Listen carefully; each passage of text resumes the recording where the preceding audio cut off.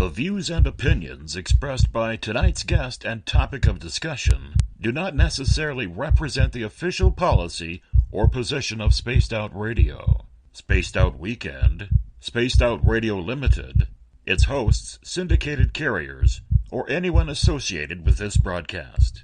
Any rebroadcast, reproduction, or other use of this broadcast or podcast without the express written consent of Spaced Out Radio or Spaced Out Radio Limited is strictly prohibited. Listener discretion is advised.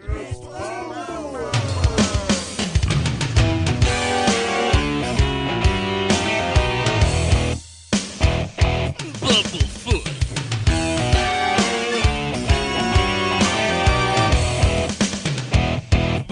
Bumblefoot.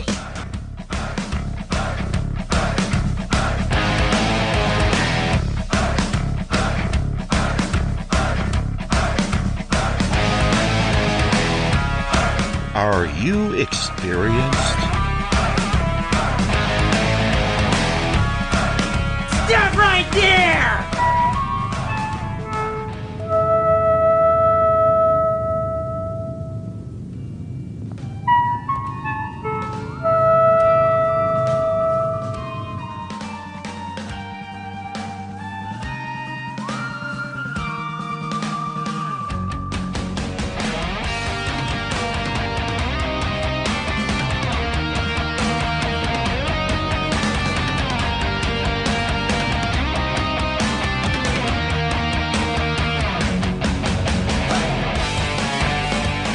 From high atop the mountains of British Columbia to you listening around the world, this is Spaced Out Radio with host Dave Scott.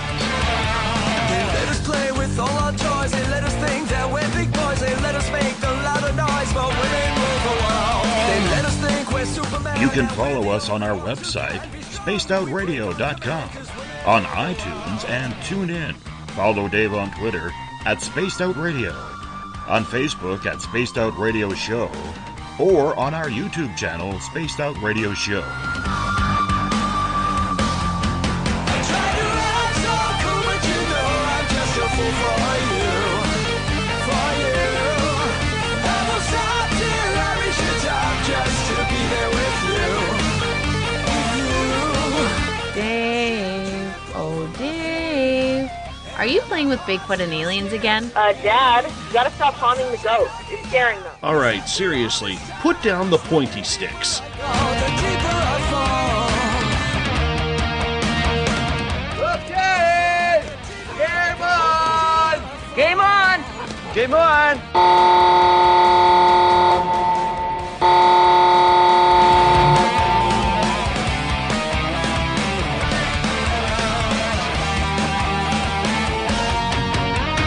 The password is... All right. Buckle up, space travelers. It's time to go for a ride on Spaced Out Radio. Mr. Bumblefoot, Dave is ready for liftoff. I try to act so cool, but you know I'm just a fool for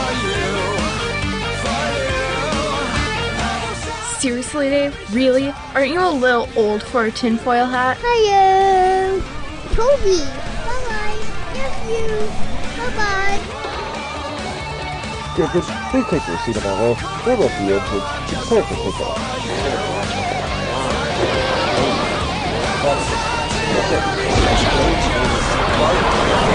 Start. 2, 1. Boost ignition and lift off. I'm such a lucky guy, 'cause after all this time, it's like the deeper I go, the deeper I fall. The deeper I go. Good evening and welcome to Spaced Out Radio tonight. I am your host, Dave Scott. Great to have you along for the ride on this Thursday, October 26th. Friday, October 27th. If you're on the East Coast or across the pond, hope you had a great day and night. We are live right here in the Great White North on top of the mountains of central British Columbia as we are here 7 days a week for your listening needs. We welcome in everyone listening in on WQEE 99 Rock the Key down in Noonan, Georgia, home of The Walking Dead. We are live as well on the United Public Radio Network, 107.7 FM in New Orleans and over 160 countries around the world.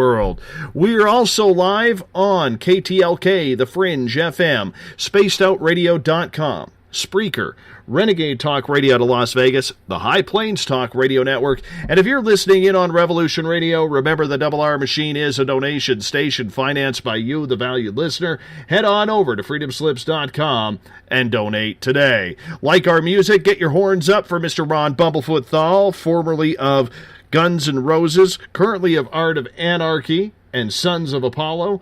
Bumblefoot is the official music of Spaced Out Radio.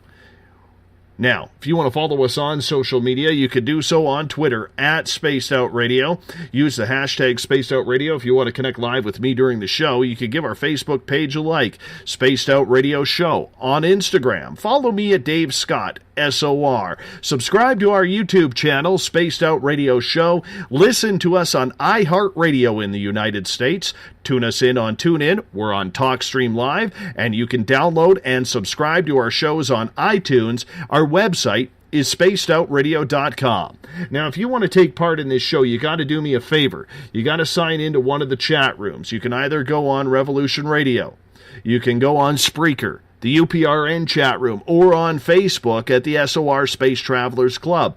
Or if you're on Twitter, use the hashtag Spaced Out Radio. I will get to your questions and comments in there as well, live as they happen. And if you head to our website, for $5 a month, you can become an SOR Space Traveler. You can shop at our Spaced Out Radio store.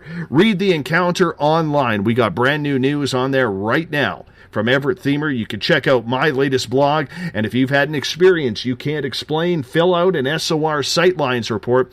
We also got great video viewing from Leslie Mitchell-Clark's Contact TV and Tim Doyle's UFO Seekers. With it drawing closer to Halloween, it's time to look at some scary paranormal stories that will make you wonder in disbelief. Back for the second time in the last few months is longtime investigator and researcher Shane Sirois.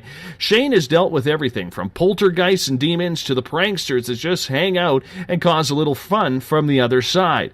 Some people enjoy it, others are traumatized by the paranormal oddities that continue to haunt them. So tonight, Shane gets into his top stories and investigations involving the ghosts from beyond. But before we bring Shane on, we welcome Everett Themer from the Encounter Online. Everett has been following what we discussed last night with Ian Holt and Mark Shaw about the release today of the JFK assassination files that were supposed to be released after 54 years. Everett Themer from the Encounter Online, thanks for coming in. How are you? Good. How are you? I'm doing great. I really am. We were following this story last night because today was supposed to be a big day in United States history. Was history made? It finally has the potential to be made. It was a long day. There were starts and stops and potential delays with this whole release of documents. I know several people, along with myself, we were just sitting and waiting. We started at about 7 o'clock this morning, and we just kept waiting. And finally this evening, literally this evening, they came out. What was the delay? You know, I think part of me wonders if it was intentional because, you know, now the documents were released today, but not really today. They were released in the evening. So I want to go back and take a look and see what was going on. Why investigate a little bit more. But I think some of it has to do with a couple of the agencies wanted to sign off on some things, and they did decide that some aspects and some parts of the documents were not going to be released for another 6 months or so. They're getting some time to review them to make sure that they don't contain any national security secrets or information. Right. And is there the scary information that could put some of these alphabet groups on the hot seat. There could be. There were almost 3,000 pages released today. A lot of it's kind of disjointed. It's not in any particular order. Some of it's handwritten and almost illegible. I've gone through probably maybe a total of 100 pages, and I'm not entirely sure of what all I've read yet. So I think something Ian said last night, that today and tomorrow aren't going to be the important days. It's going to be in a month or two or a year after everybody's kind of gotten over the hype of having the documents released and everybody's just kind of going through them and sifting through them, that the discoveries will be made.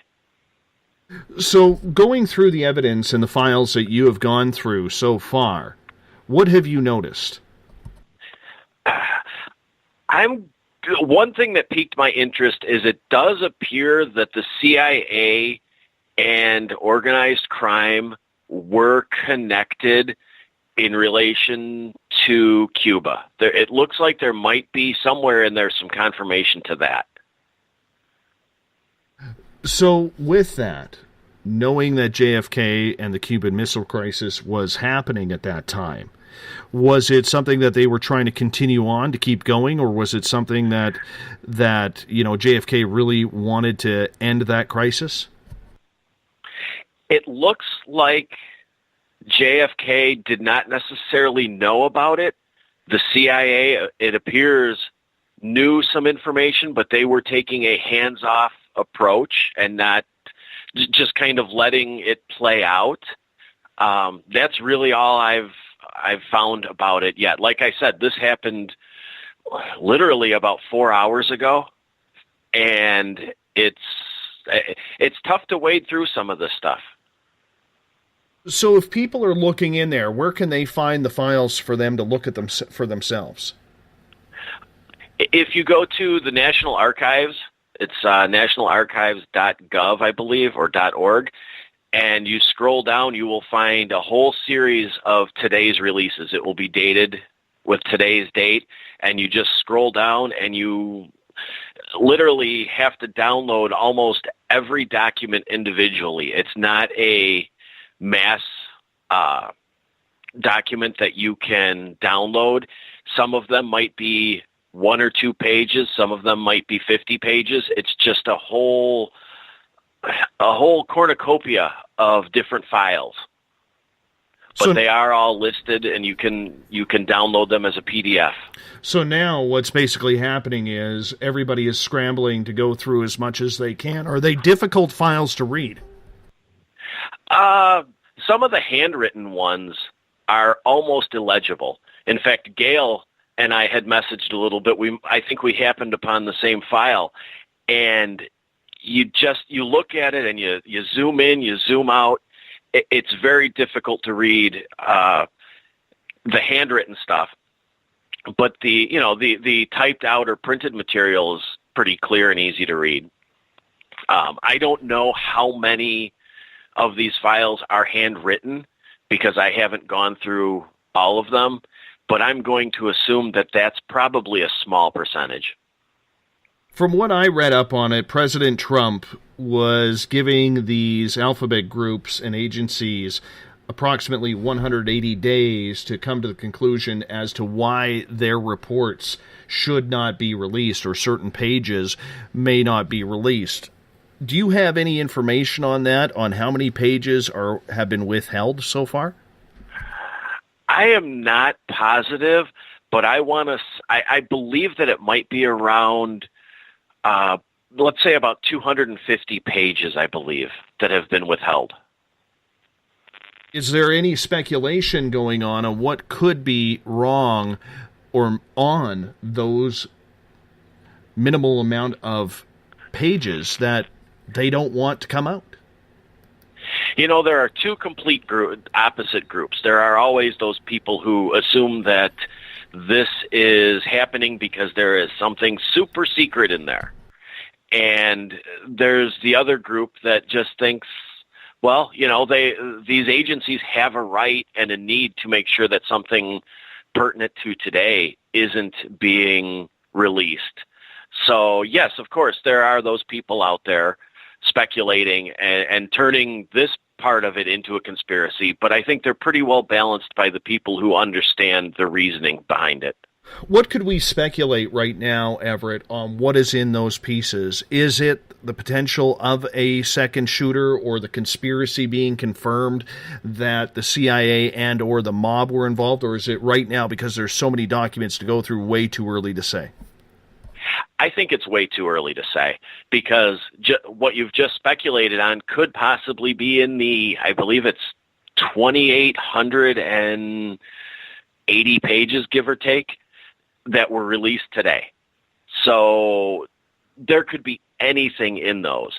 What I would imagine that the alphabet agencies might be looking at is if there's anything that names somebody that was in a particular place, and it may not even necessarily entirely relate to the JFK assassination, but if they were there somewhere and they just want to make sure that can't be tied back to them. They don't want, and you can say it's a conspiracy, but maybe there is somebody in those files that it can be proven they were somewhere where they maybe were reported somewhere else, and they don't want that out yet.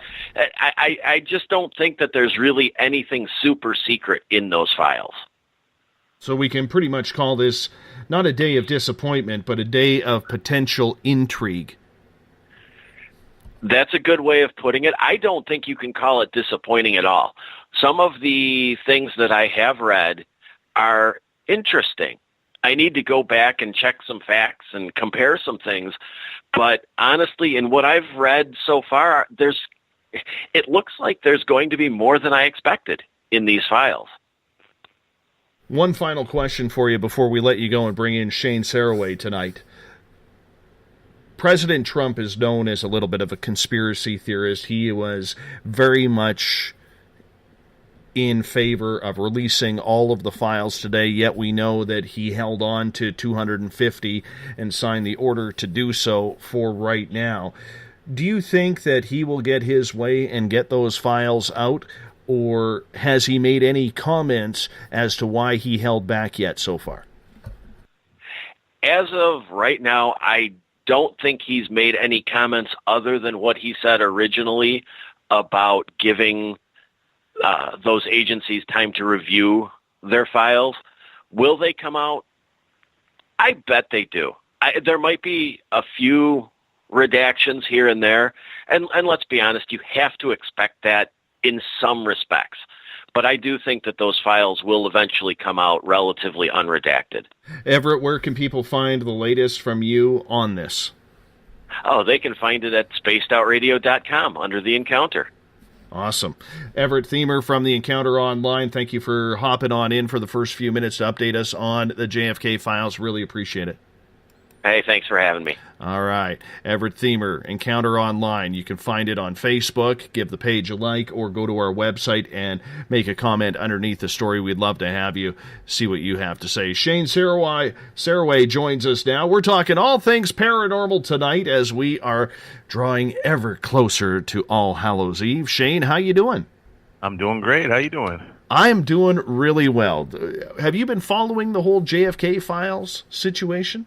Yes, I have, except for I was waiting for the updates, and I got home from work tonight, and I decided to take a little nap so I would be awake for this show, and so I missed some of this, and Everett did a great job. I really enjoyed that.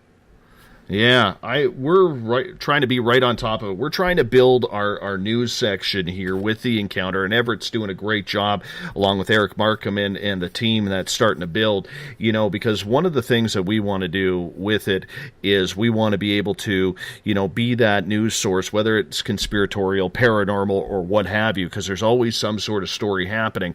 So I appreciate you giving up the first few minutes for me to bring Everett on tonight to quickly update us on the files. That's really kind of you to do so. But being an American, and obviously me being Canadian, it doesn't really affect what I do.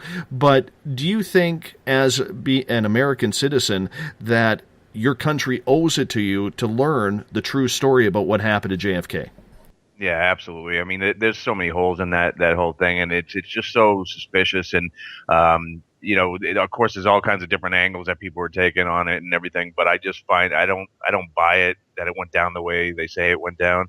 I don't think that all the informations are going to be in the files that are released. I don't think we're going to get the full truth, but certainly I think it's after hearing Everett talk, I think we're going to hear some or find out some things that are going to raise more questions and hopefully get us in the right direction to actually answering what happened.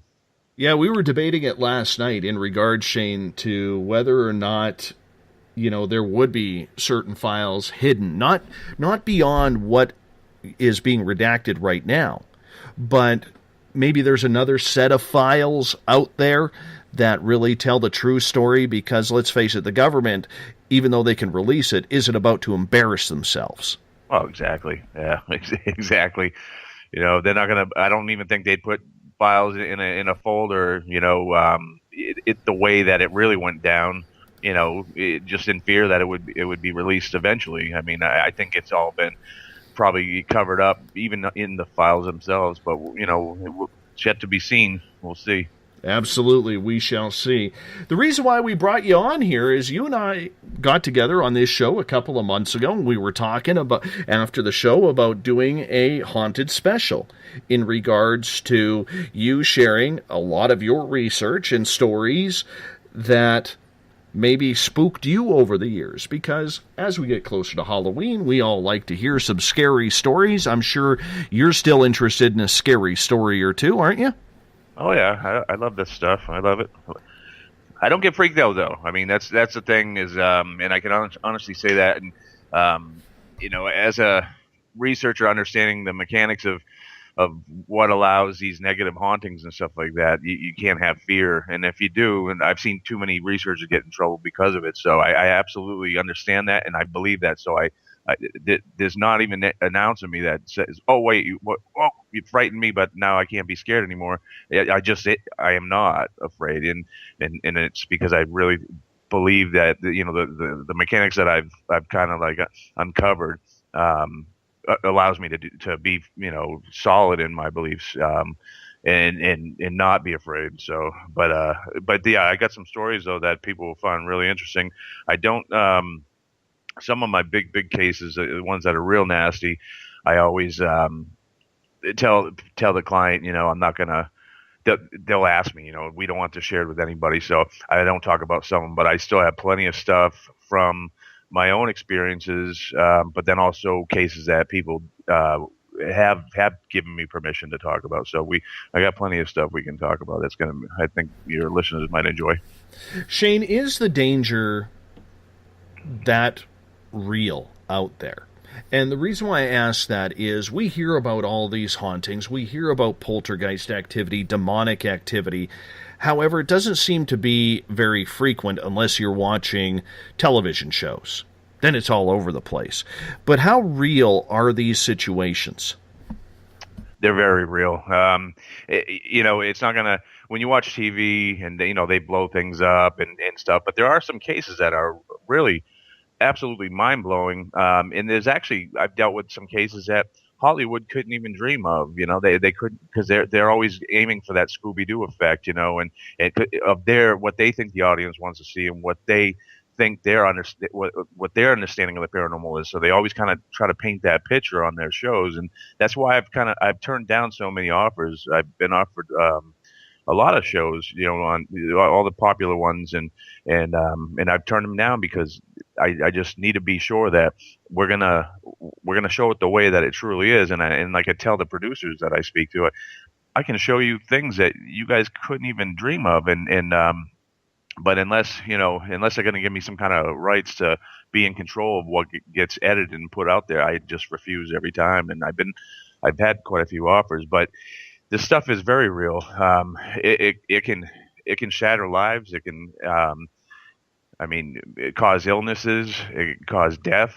But these things, these is what I call parasitic entities. When we're talking about the negative haunts, the parasitic entities, they're absolutely disruptive to every part of your life. That's their ultimate goal, is to keep you down, keep you, at a lower emotional frequency, and they're real good at it. They're really good at it, and eventually, I mean, I've seen it cause illnesses that resulted in death. I mean, when you're so stressed out and you're so in a lower negative place, your immune system is junk, and other things. You'll get cancer and tumors and whatnot. But certainly, we've dealt with cases where we question if that person that fell down the flight of stairs was pushed by something. There was a case that I did where this lady got pushed from the top stairs. It was a big, nice colonial house, mansion, and the front door, or the front entryway with the foyer and all that, with a big grand staircase. This lady started at the top of the stairs to go down, and she got shoved by something unseen, and she landed on the bottom of the foyers. She cleared all the stairs. She broke the floor joist underneath, cracked it right in half, and I'm talking, it was a big one too. It was like a 2x12, and it had cracked right in half. Of course, it was older wood. It wasn't not the type of wood we use nowadays, but yeah. So you gotta. These things can be dangerous, as long as they can whip your kitchen table across the room or a dinner plate, then they're dangerous, and it's very real. And I mean, it's not as common as what Hollywood will want you to think. And that there was a time when I was actually doing 5 cases a week, but that was when the paranormal shows got really popular all of a sudden, and now all of a sudden and I was doing a lot of media and stuff like that too at the time. So all that combined, I found myself in all kinds of homes, and a lot of them didn't have anything going on. Some of them just wanted to meet me, some were just interested in the paranormal and they wanted to have a little excitement. But you got to do them all to get to the good ones, to the ones that really need you, the people that are really being afflicted. But it's very real. When people are having these experiences, it usually takes them a while to reach out, because I believe, and please correct me if I'm wrong, that there is a sense of disbelief and then seeing what's happened, hoping it goes away. Maybe it does for a little bit, but then it restarts, maybe gets worse. I'm saying in a poltergeist activity situation or even a spiritual activity. How long does it usually take for people, Shane, to reach out before they realize that they need some help with this paranormal problem? Some of my strongest cases, the majority of them, it takes them quite a while. These people, because now it's the people that are actually going through something very, very strong. They're a lot of times they're embarrassed by it or whatever, or they don't understand it. But a lot of times they'll sit on it. Sometimes people will reach right out. Hey, we got something going on. But most of the time when I get people that just moved in the house and they immediately start calling me and saying, well, we got stuff going on. You find out that they're really into the paranormal. They're in a new house. They're waiting to see if something's going to happen. They get their minds going. But all my biggest cases, people try to make sense of it on their own, but they also are embarrassed for a little while, for multiple different reasons. Some have jobs they don't want people to find out about. Other people just, they don't think people are, that they're crazy. Other people are just in denial, like they can't believe what's happening, but it'll just escalate eventually, because these things are going to strike a nerve with you, and the more they do so, the more they learn about you and how to do that better, the more they're going to get you into the position that they need you. And when I always talk about frequencies, lowered vibrational frequencies, they need that. And we're talking fear, negativity. They're going to cause disruption between your marriage or your family. They're great at that, and that's what their goal is going to be initially, till they get their claws dug in really deep. Have you noticed, Shane, that it does cause a lot of rifts in relationships, marriages, and families? Absolutely, big time. I mean, I guess we can segue that right into a story I was going to tell. Sure. This I'll try not to use exact locations just in case because it could be. But anyways, there was a family living in Massachusetts, northern Massachusetts, and now they had all kinds of things going on. It started with the gentleman coming home from work. I might have touched on this on your show last time, but I'll get more in depth about it now. I don't know if I did or not, but so the woman had owned the house. It was a double wide trailer in this trailer park, which was actually, and I don't mean to sound cliche or like movies, but it is an actual fact. I researched it, that this trailer park home was actually built on an area that was documented through history. It's a historic landmark of having this bloody battle between these two tribes over the rights for the land. They each won because it was a big river there, and it was good fishing. And so anyway, but this trailer park was built on this land, and this guy moves in with his girlfriend who had owned the house, and he starts seeing Native Americans in the tree lines moving around, like in and out. And the way he described it reminded me of that famous Gettysburg film from way back, the early 90s. Those, I don't know, you must know what I'm talking about, but this couple was at Gettysburg, and they filmed what looked like soldiers moving in and out of the tree lines. Yes, I remember that footage. Okay, well, the way he described it to me, it was kind of like that, but it was visual with his own eyes, and he would see this at night. So he started investigating. He got cameras, and he started going out there at night, obsessing about it, and he was interested in the paranormal, even though he told me he wasn't, but he obviously was, and that was his new hobby now, was going out there and waiting for these things to happen and giving it attention, which I always tell people in paranormal situations, if you want to stay out of trouble, you don't give it attention unless you have the proper understanding. He didn't have the proper understanding. Also, he also had a paranoid personality, a very nervous paranoid personality, which I find is the worst, because now your internal dialogue is all messed up. You're jumping to conclusions. You're making your own story in your head, and it's not good because you're paranoid anyway. So what happened with this was he's seeing these bleed overs, from the multiverse or whatever, parallel worlds, or from something that happened at a different time, else when or whatever, and he starts thinking, like, there's ghosts now, and now he's so obsessed about it. And now what happens with these parasites, when you're in a certain emotional state and you're also throwing out attention, they're like, oh, somebody's going to pay attention to me, and I can mess with them because they're in a vulnerable state. You're a perfect target. He was a perfect target. And there was also marital issues that they would not admit to me at first. And but I could sense it. I could see the body language between the two of them. I just knew it 100%. I'm very scientific, but I'm sensitive to things too, and I'm good with psychology. And I could see that there's marital issues for sure, even though they were trying to be lovey-dovey. So, anyways, with all his attention and his obsession to the Native American stuff he's seeing outside. Oh yeah, another thing was he tied into this was he had a Native American wood carving. Well, it wasn't by Native Americans. It was a wood carving of a Native American squaw by a river or something like that. And it started to illuminate.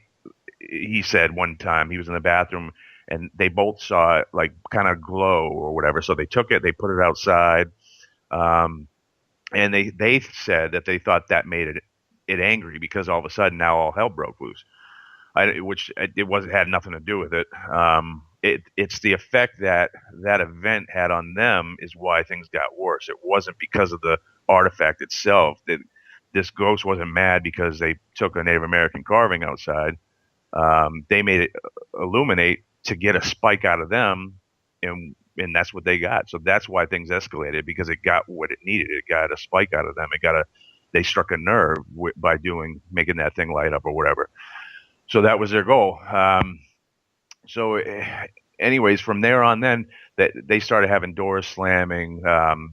their ceiling fan spin out of control when it was off, TV turning on, things moving across the room, this, that, and the other thing. But what did them in was when their son, I believe at the time was 4 years old, they heard thump, thump, in the middle of the night, and they heard their son call out, and they ran in there, and he said, a man with a red face pulled me out of bed. He said he saw the head come up from the foot of his bed, like it was on its knees or whatever, or, and just rise up, grab his ankles and rip him out of bed.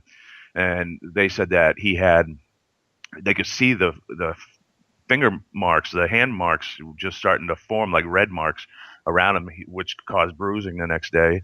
And so that was it for them. They said, you know what, we're out of here. They moved out of the house. They moved to southern New Hampshire, which is how they ran across one of my cards in a local business. And they called me and they said, listen, now we got 2 mortgages, because for some reason, they didn't find me right away. It was like a few months. They were trying to sell or rent this trailer home because they had just bought they bought a new colonial up here in southern New Hampshire. Well, the double mortgage was kind of killing them, so they're like trying to either rent the trailer or sell it. But every time somebody was interested in it, it fell through. Like something would happen to kind of like screw it all up. They even had a blind lady. She was legally blind. She was escorted through the home, and she said that she would not live there ever because it felt too dark to her. And so that was interesting. And so they brought in, before they actually moved out, they brought in 3 famous groups. Well, they call one famous group who, I say famous, they had a television show or have one or whatever. They sent one of their family members out, associate groups or whatever. It didn't help. It just got worse, they said. They called another famous person in his group, and everybody would know who I'm talking about, but I'm not going to say the name. That didn't work. Nothing happened. Then they called a famous or well-known demonologist that everyone would know who I'm talking about. They went there, and it got better. They did their thing. And I even saw evidence of what they did because I had a black light and I shined it on everything I wanted to see if they actually sent these people there, because I knew I would see evidence with the black light on the doors. And sure enough, they did crosses on all the doors with oils and stuff. And just like the homeowner said that they did. But I wanted to verify that for myself just to see if these people weren't, they were on board with honesty, So I saw all that, but it got better for a few weeks. And then, so when they're telling me it got better for a few weeks, I said, but when it came back, and it came back with a vengeance, worse than ever. And they said, exactly. How'd you know? And I said, because I've been doing this a while, and it always does. I mean, unless the process of using like a religious or a spiritual type tactic to get rid of the problem, unless it has a positive effect on the family or the afflicted, it's not going to work. So it does. If you're just trying to treat it on the entity, it very rarely works unless the process has a positive effect on the afflicted. We're contributors. We participate in this, and that's what a lot of people don't understand. So that's why I bypass all the religions and different spiritual tactics and smudgings. And I mean, a lot of that works for certain people, but it's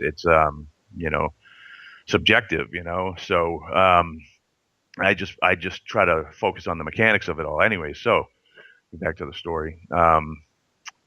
So none of that all worked. So when I got there, normally what I do is I treat the family that are being afflicted, but this entity was still in this home where nobody's living because they had moved out. It's still there. I encountered it, but it's also acting up in their other house. It's kind of bouncing back and forth.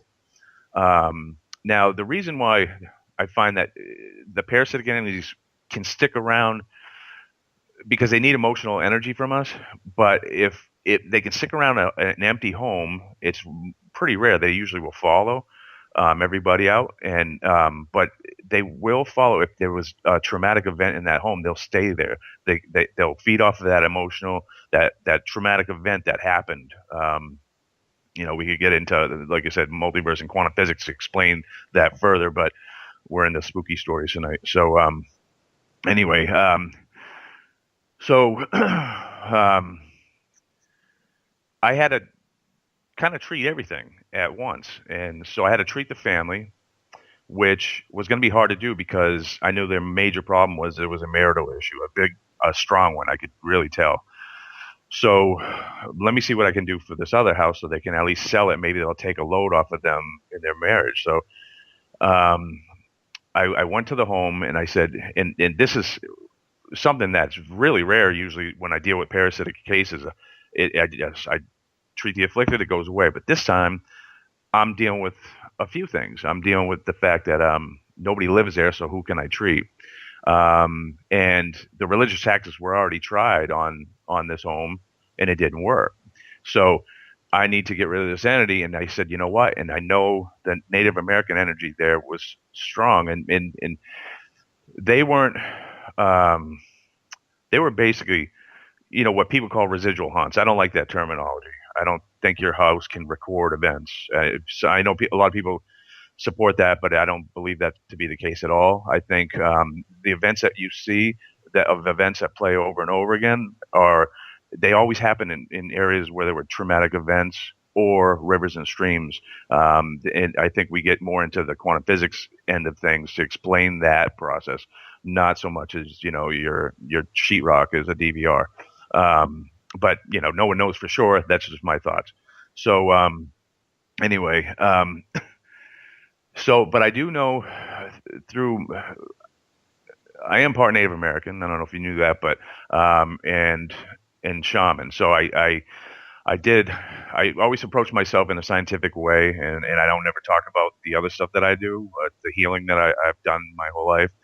But I did an old ritual ceremony rather, and to show respect to the natives and to gain acceptance for this home and this family, and have them help rid this home of the parasite.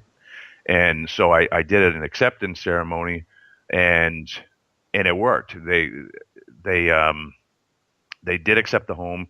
I felt them come in. I could just sense it, and this entity just it took off. I mean, when I was done with the ceremony, it was like, and when you see on TV, this actually happened. It was like a dimmer switch was just raised up. The house just got brighter and brighter and brighter. Now I had before I did all this, I was there 3 times. I went there for an initial visit. Then I brought a kid. I said kid, mid-20s, who wanted me to mentor him, and I interviewed him for a while one day, and he had a good head on his shoulders. So I said, sure, you can come with me on this, but I'm not doing anything. We're not doing anything, and we're just going to go there, and you can feel at the house or whatever for yourself, but then we're going to go home, and I'm going to come back the next day. So we did that, and we went early in the morning because the homeowners didn't want anybody to know that we were there, because they were kind of embarrassed, So the kid walks in, we're talking a little bit. He goes, I feel really weird. I'm like, wait till you go in the master bathroom, because that's where it's hiding right now. I can guarantee it. That's where that thing keeps hiding from me. So we walk into the master bedroom, and I said, and I could tell the thing was in there. I said, just stand over there. And I said, watch. The door was just cracked open by like 8 inches. I go over and I went to reach for the door. The door flung open really hard, slammed against the paneling. It's so hard that the shears just flew up against the ceiling, and this kid felt this thing rush by him, and it slammed the door behind us, go on the way out. And he's like, oh, it's like, whoa. I'm like, I told you that's why I wasn't going to do nothing, but it blew his mind. But yeah, I went back the other day. I did my business. The homeowner met me there with a guy, met me there about 20, 30 minutes after I was done. And he's like, wow, this house has never felt like this. And they end up having all kinds of interest from people. They had people that wanted to buy it, people that want to rent it. They end up renting it, and they've been problem free ever since. But unfortunately, the marriage ended. They split up. So when you asked about the marriage thing, and it ended up it destroyed their marriage. Once they got the house rented, it seemed like everyone was happy, but I think they were still struggling with their marriage. And just like they were kind of too proud to bring that up to me, in the beginning. They still were too proud in the end, and I think, and it killed their marriage. So, unfortunately. Obviously, the ghost didn't want to see that marriage stay together. Yeah, so I mean, it does a number on things. Do you notice a lot of these residential cases, or maybe even businesses, where the spiritual activity actually tries to put their own persona on how things should go between that family or that place of business, how it should be run? Oh yeah, they don't want it to go well at all. I mean, they want dysfunction. They need it. When we're talking about the parasitic entities, the negative entities, some people call demons, non-humans. I just call them by their personalities. Parasitic entities, they want dysfunction. They'll show up if there's dysfunction. That's it. They're attracted to it. If there's somebody there that's in a bad place, they might show up just to see what they can get. But they will make sure that there is dysfunction. They will put people against each other. Absolutely, that's they're awesome at it. I mean, they really are. They need our lowered emotional frequency and energy to survive, and that's how I treat it. I manipulate those things. I treat the person, the root cause, and it breaks a connection. And we don't have to use paranormal to fight the paranormal. We don't, it's getting to the root cause, what actually initiated it and caused it to begin with. But they absolutely will put us against each other and cause issues with marriages and, and people living together. But it usually starts with one person. There's one person that usually attracts it in, and then it takes over from there, and it'll do everything it can. Like I had a case in New Hampshire years ago. It was back in like 2003. Another marriage issue going on, which they alluded to later on, but they didn't tell me right away. They had heard me on a radio show or whatever, and they contacted me, and now they had one paranormal researcher going there, but I guess that person wasn't too experienced or whatever. So they brought in a shaman to do a thing, and it didn't seem to help, or it helped a little while, and then it came back. And the reason why it comes back is because you never fixed the original problem. You didn't fix what initiated and attracted this thing in. This home wasn't always haunted. It became haunted when there was certain stresses involved, certain negative environments that were placed inside the home. It was actually a son from the guy's first marriage, who was in his early 20s, he was homeless, and he had to move in with him, and it caused a huge problem between the marriage, and mostly because the guy didn't get along with his own son. So anyways, the woman of the house, a very, very sweet woman, she was ultimately stressed out. This thing started attacking her. She was getting scratches, things thrown at her, all these things moving in shadows, everything, just to freak her out. And so the guy also, it started to go after him too. There were these two large speakers in their fireplace in the finished basement. And they were huge, and they were totally inserted into pockets. The face of them were flush with the walls, and so they were in there quite a ways. I couldn't even pull them out myself, trying to get my fingers in there, trying to pull it out. Those speakers came flying out at him one night. Other times he had these cast iron brackets on his bar downstairs, and he was walking up the stairs, and I'm talking about 20, 25 feet away. These brackets flew off the bar and hit him in the leg really hard. So that's about the time we got there, when they're dealing with all this stuff. And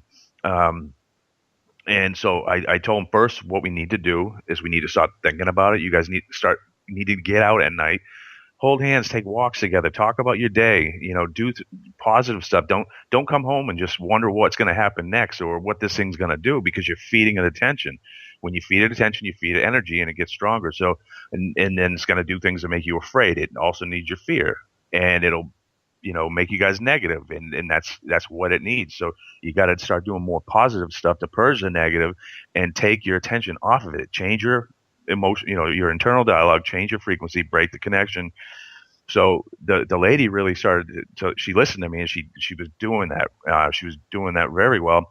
But it said, as a parent, this thing's going to say, all right, well, if you're not going to pay attention to me, then I know how to get you to pay attention to me. It started attacking the kids. So one night we were there to set up, and it was actually a snowstorm where it took us forever to get there.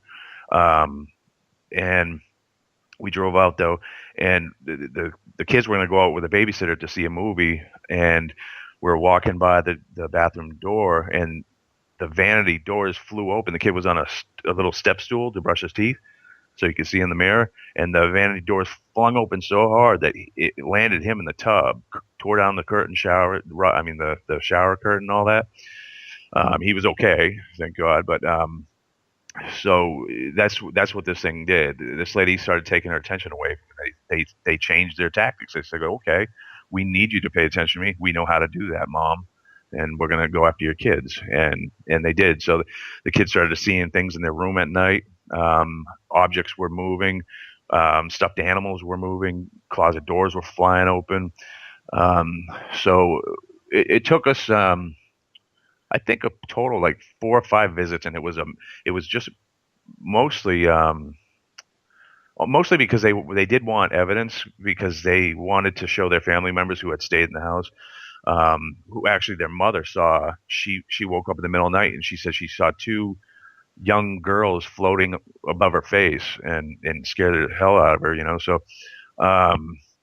but we did get plenty of evidence, a lot of audio recordings, some pictures, but there was one audio recording that I got that was really good. It's a Class A, and there's 2 entities, and you can clearly hear them. It's not like, some of these that you can't make it out, and until it's suggested to you, you'd absolutely hear it. It's one says, "Get off," and the other one says, "You can."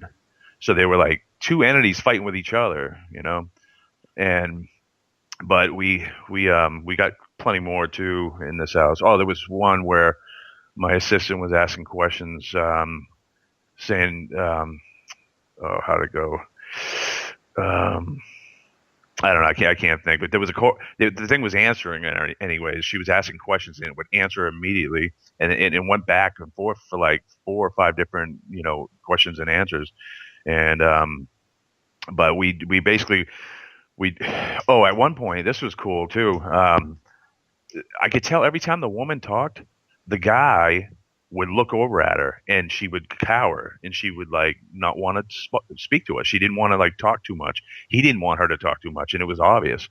So finally, she goes, "Oh, can I show you something in the bedroom?" And so he didn't follow us. So I kind of shut the door, and so I said, "So how's everything with the family?" And as soon as I asked her that, I kid you not, above her head, it looked like almost like fireworks, but there were sparks flying around her head, not out of her head, but around her head, like pss, pss, pss, like all these different electrical charges. And I'm talking a lot of them. And I didn't say anything to her. I didn't even want to look up too many times because I didn't want to startle her. I try to eliminate fear, not, invoke it. But so, but it was, I've seen stuff like that before, but this time was just like wicked more than ever. And, so anyways, and another indication that there was marital issues was the kitchen, the living room sofa, the couch smelled like beer and dirty feet. So I figured he'd been sleeping there for a while. So, but I got them to actually, without talking about marital issues, just talking about positive actions and love, and just talking about your day together, just to occupy, to change your thinking and go for walks. And so after years of dealing with it, it worked. It broke the connection immediately. They had no more activity going on. I called them. It was either like 12 years later, just to check in. I called them before that too, periodically, but the last time I think was like 12 years. They said, "Yep, everything's still good." They said the only time something might start up again is if we fall back into our old routines. But then remember what Shane said, and they go back to doing that, and it stops again. So, but they almost hit a divorce, but they made it through though. So. We only have about 90 seconds here before we have to go to break. Interesting interesting story indeed. When you are dealing with people who have never experienced this, what's usually the first couple of questions or comments that they make, Shane? When people... What was that again? When people who have never experienced these type of actions and they come to you and say, Shane, what do I do? What is usually their first reaction to you? Oh, if they've never experienced it and all of a sudden they experience something. I mean, that happens all the time. And most of the time it's people that didn't believe in it, obviously. But people that have been believers their whole life tend to see more, I think, but because their attention is on the subject of a possible interaction. So, but people that, they've never experienced anything, are usually more traumatized, so I want to get with them sooner because it'll have a more negative impact on them going forward. So I need to get with them early. So, does it usually, the spirit in a poltergeist situation, in 30 seconds or less, usually attach itself to the man, the woman, or the children? It all the above. It really... It has to do, and it's usually the adults, but they'll use the children to get to the adults. That's what I find. So, adolescent, like teenage girls, that seems to be a common thing. But mostly it's adults, but they'll use the children to get to the adults. It's people that are usually in a lowered emotional state of being, and so it's usually an adult, or we find very commonly teenage kids, most commonly girls. And on that note, we are going to hop out for our first break of the night. Shane Sirois is our guest tonight on Spaced Out Radio, longtime paranormal researcher and investigator. We're going to get into more spooky stories, demons, maybe some aliens, I don't know. You never know with the aliens. They could just pop up out of nowhere. We've had that happen. But we're going to stick on the paranormal tonight as we're so close to Halloween. I love it. Because I live in a haunted house. You never know what's going to happen at the SOR headquarters here. It's never a normal night. As I'm sure some of you have that happen as well. You're listening to Spaced Out Radio. I am your host, Dave Scott. We'll be back with hour number 2 with Shane Sirois right after this. 365 days a year, we're in the field, investigating UFO sightings, talking to alien abductees, and visiting secret military locations like Area 51. We're UFO Seekers, official partner of Spaced Out Radio. Follow our daily search for the truth at ufoseekers.com or like us on social media. Catch us on Spaced Out Radio every third Monday of the month as we discuss Area 51, UFOs, and more. And also, don't forget to subscribe to us on YouTube.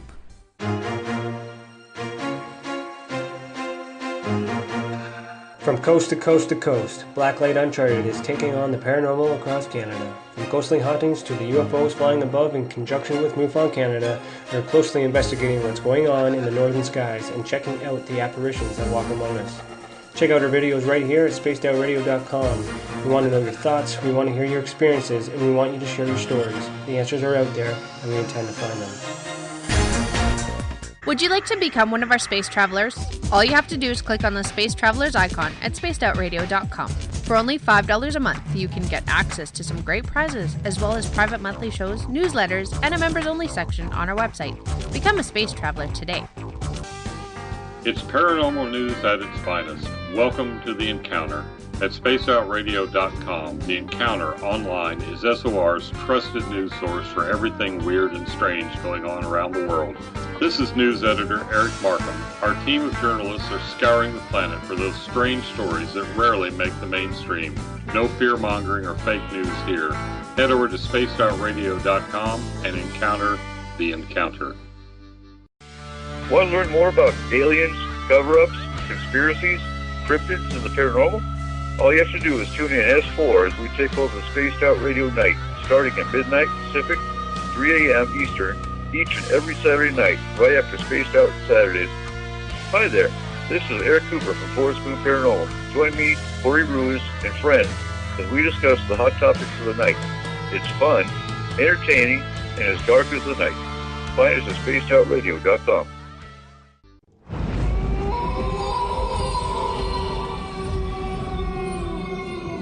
Hey, this is Canadian Paranormal Investigator Mike Moore. The third Wednesday of every month, I'll be teaming up with Dave Scott to bring you Ghosts of the Great White North. Each month, we will bring on guests from across Canada to discuss their ghostly encounters. Canada is a paranormal hotbed with stories you've never heard, so we're going to bring them to you. So get comfy on your Chesterfield, grab a donut, and join us, eh?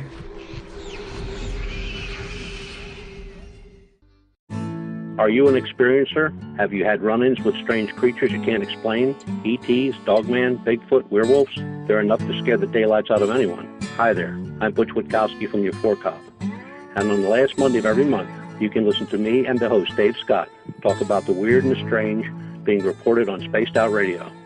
I'm going to bring my investigations and sources, you bring your experiences, and we'll figure out the rest together. Strange Days on Spaced Out Radio. Come tune us in at spacedoutradio.com.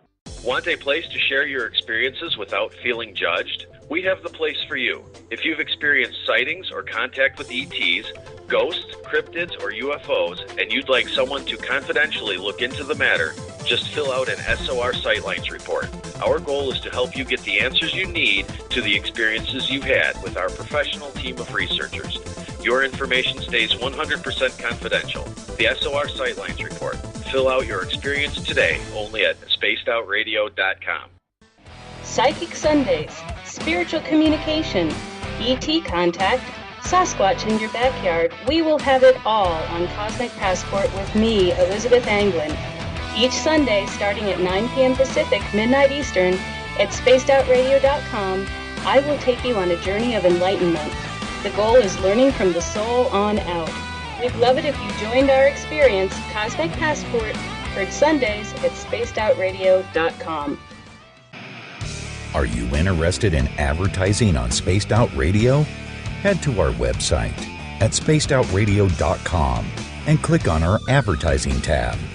There, you will find an assortment of ways you can get your product out there with us, from radio commercials to banners and social media.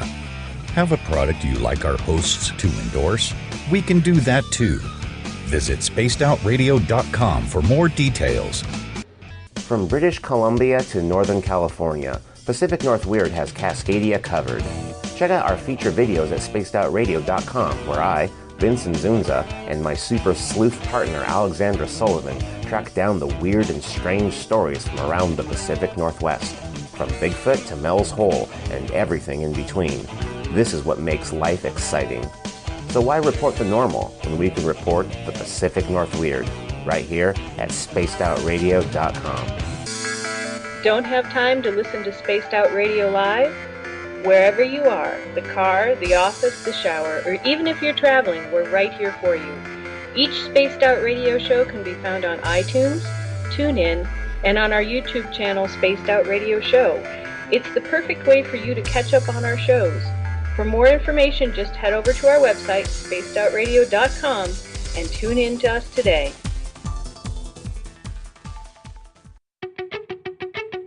Welcome to Spaced Out Saturdays with me, Dave Cruz from Beyond the Strange. Our weekly feature on spacedoutradio.com will take you around the world discussing everything from the paranormal to the latest conspiracies from the top guests in their fields. We won't leave any story uncovered. Spaced Out Saturdays at spacedoutradio.com starting 9 p.m. Pacific, midnight Eastern.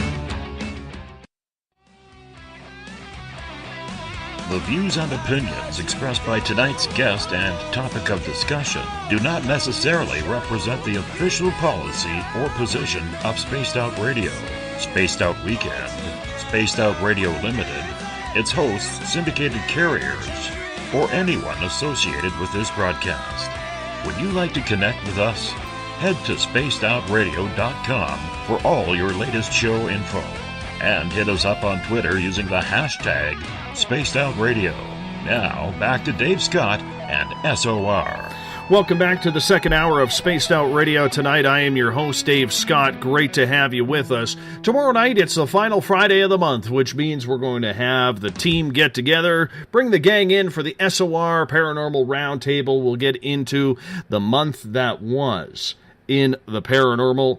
And I hope you come on and join us at 9 p.m. Pacific, midnight Eastern Time at spacedoutradio.com. We want to welcome in everyone listening in on WQEE 99 Rock the Key down in Noonan, Georgia, home of The Walking Dead. We are live as well on the United Public Radio Network, 107.7 FM in New Orleans, and over 160 countries around the world. We are also live on KTLK, The Fringe FM, Renegade Talk Radio to Las Vegas.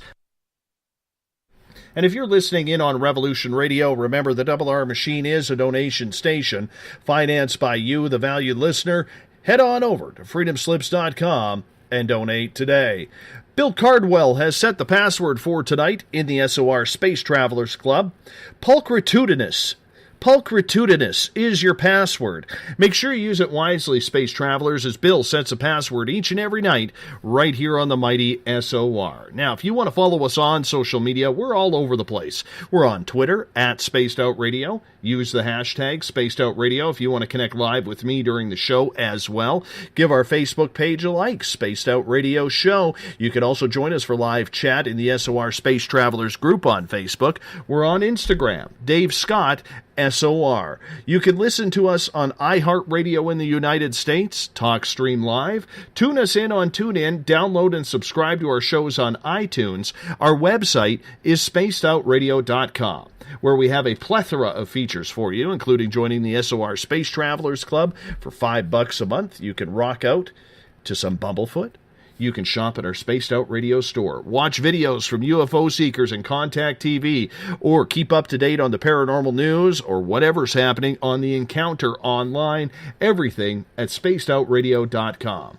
Tonight we welcome in paranormal investigator extraordinaire Shane Sirois with us. He is here to tell us all about the haunted and scary stories that he has dealt with over more than 2 decades of paranormal investigation. Shane, welcome back.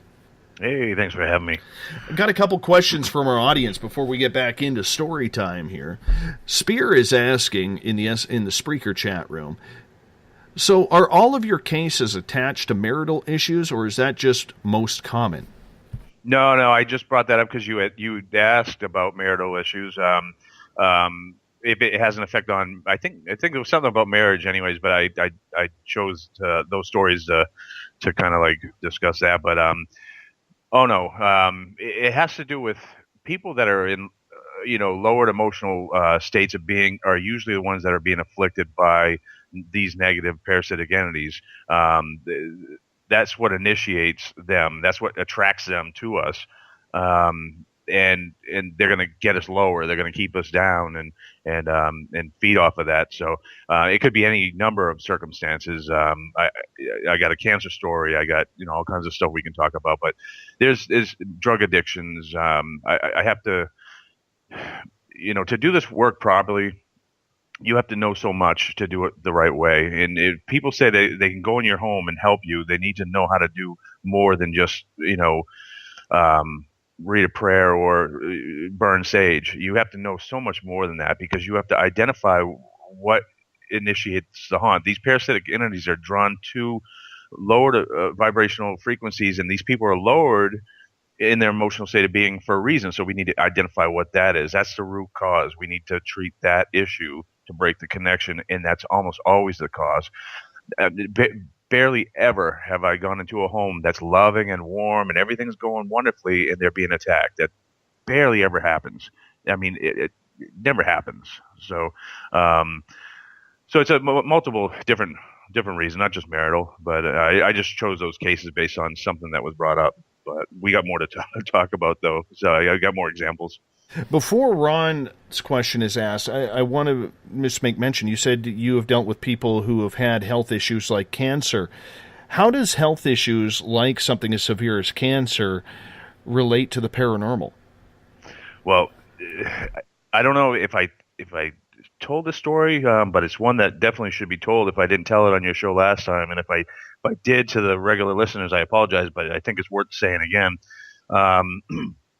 Back in 1998 or so, I was contacted by a gentleman in Woonsocket, Rhode Island, who was being attacked by something severely for 2 years. And now my friend Paulino, this is the case I met him on, he was helping this gentleman. He was working with him since he lived in the same town or whatever. Things just kept seem to get worse. This guy had he was Roman Catholic. He's like me. He's French and Native American, but he said he was Roman Catholic, but he also believed in the Native faith too. So he had both a Roman Catholic priest and a shaman come in. They did stuff. It kept getting worse. The Roman Catholic priest came back a second time, got on the porch, and said, "Sorry, I can't go back in there." So then Paul was in there with him, and then so way back in the day, back that long ago, late at night when I come home from a case or whatever, I'd jump on AOL. It was back then, and I'd go into the chat rooms, and just talk to people and give them advice. And so there was a haunted house chat room or whatever, and this is where I met this guy, and I private messaged him, and I said, "Hey, here's what you need to be doing." And so he called, he said, "Can I call you?" I said, "Yeah." So we talked. He goes, "Can you come down to Rhode Island and help me? I think you'll be able to help me and stuff." And he goes, "But I already got another guy there." And I said, "Well, I wouldn't want someone to step on my toes, so just make sure it's okay with him, and we'll work together." I normally work alone. So didn't Paul at the time. But we hit it off. We've been friends ever since. I mean, I'm a regular on his radio show, and we work together on certain cases, and he's a brother. And so anyway, so first time I get down there, I walk up into his house. He meets me outside. He goes, they were acting up, and he goes, and now they've been wicked quiet. He goes, it's like they knew you were coming or something. And the whole time leading up to this, every time, before I actually made my first initial visit, every time he tried to call me on the phone, just like you see on TV, it was no word of a lie. It would get staticky and would cut off. And so, but then eventually I get there, he greets me outside, says all that stuff. We go in, he walks over by, in the middle of his room. I'm standing in the doorway still, from the entryway, and his lamp flies off his desk, hits him in the leg. And he's like, "See, that's what I'm talking about." And he said it like so nonchalant. A lot of people would have been frightened, but I could tell that he's been dealing with way worse for a long time based on his reaction. So I said, okay, we got a legitimate thing going on here. Now, investigators that were there beforehand, I guess, were attacked. They were investigating the basement. They were overcome with extreme migraines and earaches where they doubled over and they had to get out of the basement. I brought somebody who was older than me, he made me think that he's been doing this for so long. He says, but he goes, but you got such a good reputation, and I like what you're doing, and he goes, I want to learn from you. So I met with him. He bought me lunch, and he seemed like a nice guy. I was a little hesitant because he's had that paranoid, nervous type personality, which is the worst. But he was nice enough to me, so I said, all right, well, I'm going in this case if you want to come. And so we got there, and everything that he witnessed, we both witnessed it, but it blew his mind. Large electrical discharges in the basement. We actually got photographs of them just shooting, not like nothing like you've ever seen on typical photographs. I'm not talking about like orbs with tails or nothing. I'm talking about like long, white, solid looking, even though they're not solid, thing just snaking around the basement wall. I mean, airborne. But he also was encased in coldness, this guy, and it freaked him out so bad, he froze. And, he saw the stuff getting moved and tossed around and whatnot. I ended up working with that guy afterwards for like 3 months, but I'll talk more about him in a second. But the gentleman in this case now, he'd wake up 3-something in the morning, 2-something in the morning, periodically to a disfigured woman's face, inches from his, nose to nose, in his face. Can you imagine laying on your back, sleeping, open your eyes, and that's the first thing you see is some crazy-looking disfigured woman. And it was so bad. One night, it happened. He ran into. I was there that night. He left. That was the first night I was there. He ran to the bathroom, got in the fetal position for like an hour and a half. And this is a Vietnam veteran. This is a war hero. This is no, weak person. It scared him, out of his mind. He got up, splashed cold water in his face, looked in the mirror. His hair had turned completely white. He called me in the morning. I had only been gone for like 6 hours from the time he called me back. And so it took me like another hour and a half to get back down there. And he looked like he was 100 years old. He was in his mid 50s at the time, mid to late 50s. Looked like he was like 100. He was salt and pepper just the day before. Now he's completely white, and his skin too. So anyways, all this stuff is going down. So one of the first interview questions I do with people is, how long have you lived here? He says, my girlfriend's lived here for 11 years. I said, how long have you lived here? He goes, I've lived here for 6 years. I said, how long have you been being attacked? He said, for the last 2 years. So I said, what happened 2 years ago that changed this environment? Something must have sent shockwaves through this environment, or changed you emotionally. Something dramatic in your life events, something that really shook up the foundation here. Something had to have happened. He goes, well, it all started 3 weeks after I was diagnosed with pancreatic cancer. Pancreatic cancer doesn't have a good turnaround, right? It's horrible, actually. And so he was a forklift driver. He was put on meds, so he couldn't do his job anymore.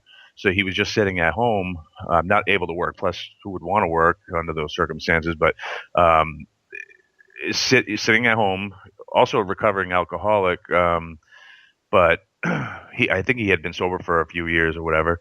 But now he's dwelling on the fact that he's probably going to die. He's also forced to sit there and just have all these memories replay of his friends getting blown up in Vietnam in front of him, his buddies, that he witnessed die. So it's just all negative energy, negative emotion. And it attracted something in. Something said, okay, this guy's vulnerable. I can really mess with him. I can get what I need from him, that emotional energy. And so it did. It started attacking him. I mean, scratches, this, that, the other thing. It would hide things on him that were important to him. The good thing is that it would take money from him, hide it, but then it would give it back eventually. And sometimes, on one occasion, there was actually more money that was brought back than what it took to begin with. So that was a good thing. But most of the time, it was bad, very horrific things.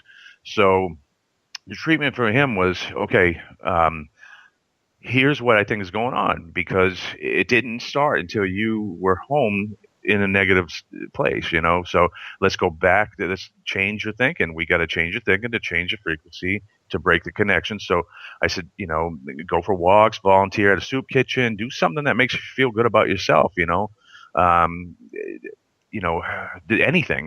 at all. Help out veterans, as a fellow veteran, I don't know, anything to get you feeling on a more positive path, to help kind of purge some of this negative stuff.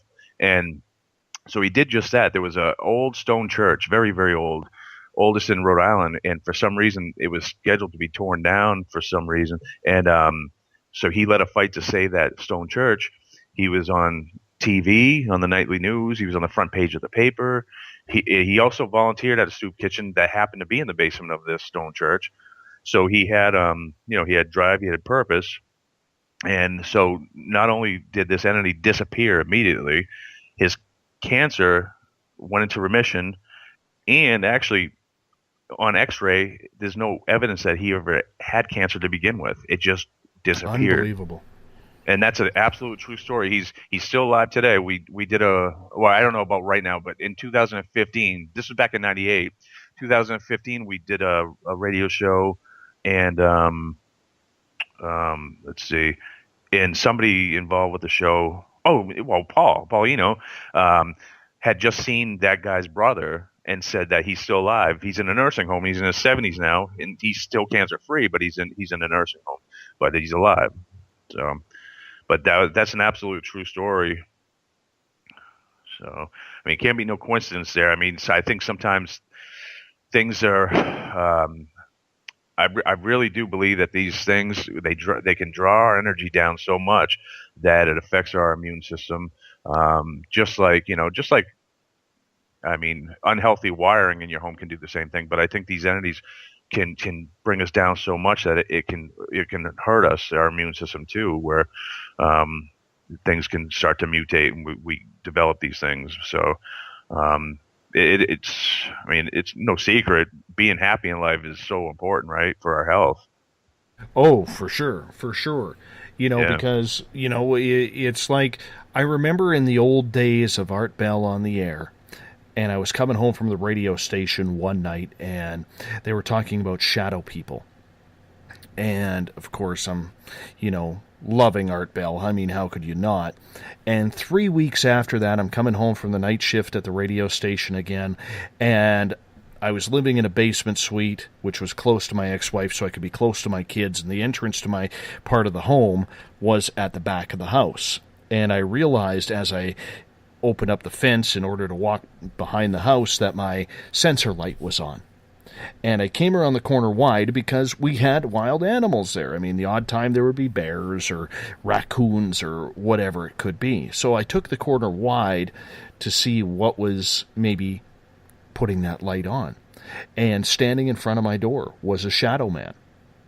And the one thing I learned from that episode of Art Bell is, I was going through a really dark time, an ugly divorce, is that the shadow people come and get you at your lowest of lows. And they start hanging around and they start noticing them. Have you noticed that as well with a lot of shadow people experiencers? Yeah, definitely, and I think they're just another form of a parasite, and but I don't think all of them though, because I've dealt with shadow people that end up being positive, that actually steered people in right directions and stuff like that. But I think what these parasites do is they're going to come to you in the way that it's going to affect you the best, in a negative way. I mean, the strongest. So shadows are a good way to do that. Yeah, absolutely. So they're intelligent, and even a lot of times if people say, I think I see a shadow, but it doesn't really register to them. It doesn't cause like a spike in their fear level or whatever. Then it'll do other things to get you to buy into it, to get you to give them the attention, the obsession that they need. So they might start appearing as a cute little girl in a blue dress running through your living room, and then you start naming it Sally. And so instead of using the fear tactic, now it's using the attention tactic. You're going to say, oh, you're going to name it Sally. Sally, we're going to work. Sally, we're home now, Sally. You're giving that attention. You give something attention, you give it energy, it becomes stronger. Now it's going to do things to instill fear, because that's just how these things are. They're very good at what they do. But the biggest thing, attention to these things is usually a big stimulator, that such as the cases, people get in trouble with the Ouija board. But fear in general, anyways, I'm talking not just with the paranormal, but just in life altogether. Fear is a debilitating thing, and that's why I tell everybody, just in general, that if you identify who you are, be who you are, you put yourself in a better position to love who you are. And when you can do that, fear in life becomes irrelevant. So, I mean, it's very important to take those steps in our lives for more than just dealing with paranormal, just in general, So you'll find yourself being surrounded by better people, they're going to gravitate towards you. You're going to gravitate towards them. And it's the same thing with these parasites and the energies outside of, our existence. We're going to start drawing better things towards us instead of the negative things. This leads to Ron's question, who is asking, people use tuning forks as sound healing for the human body. Could this frequency also be practiced to evoke the paranormal as well? It's so funny because I saw that pop up on my Facebook. Ron asked that, and we just covered this on the radio show that I co-host on Sunday. Somebody asked the same question, and frequencies have so much more to do with this than most people think. And so I do believe where our lowered frequency, and actually outside of that too, very low frequencies, can stimulate fear in us, which can also in turn attract, because if we're fearful, attract these negative entities.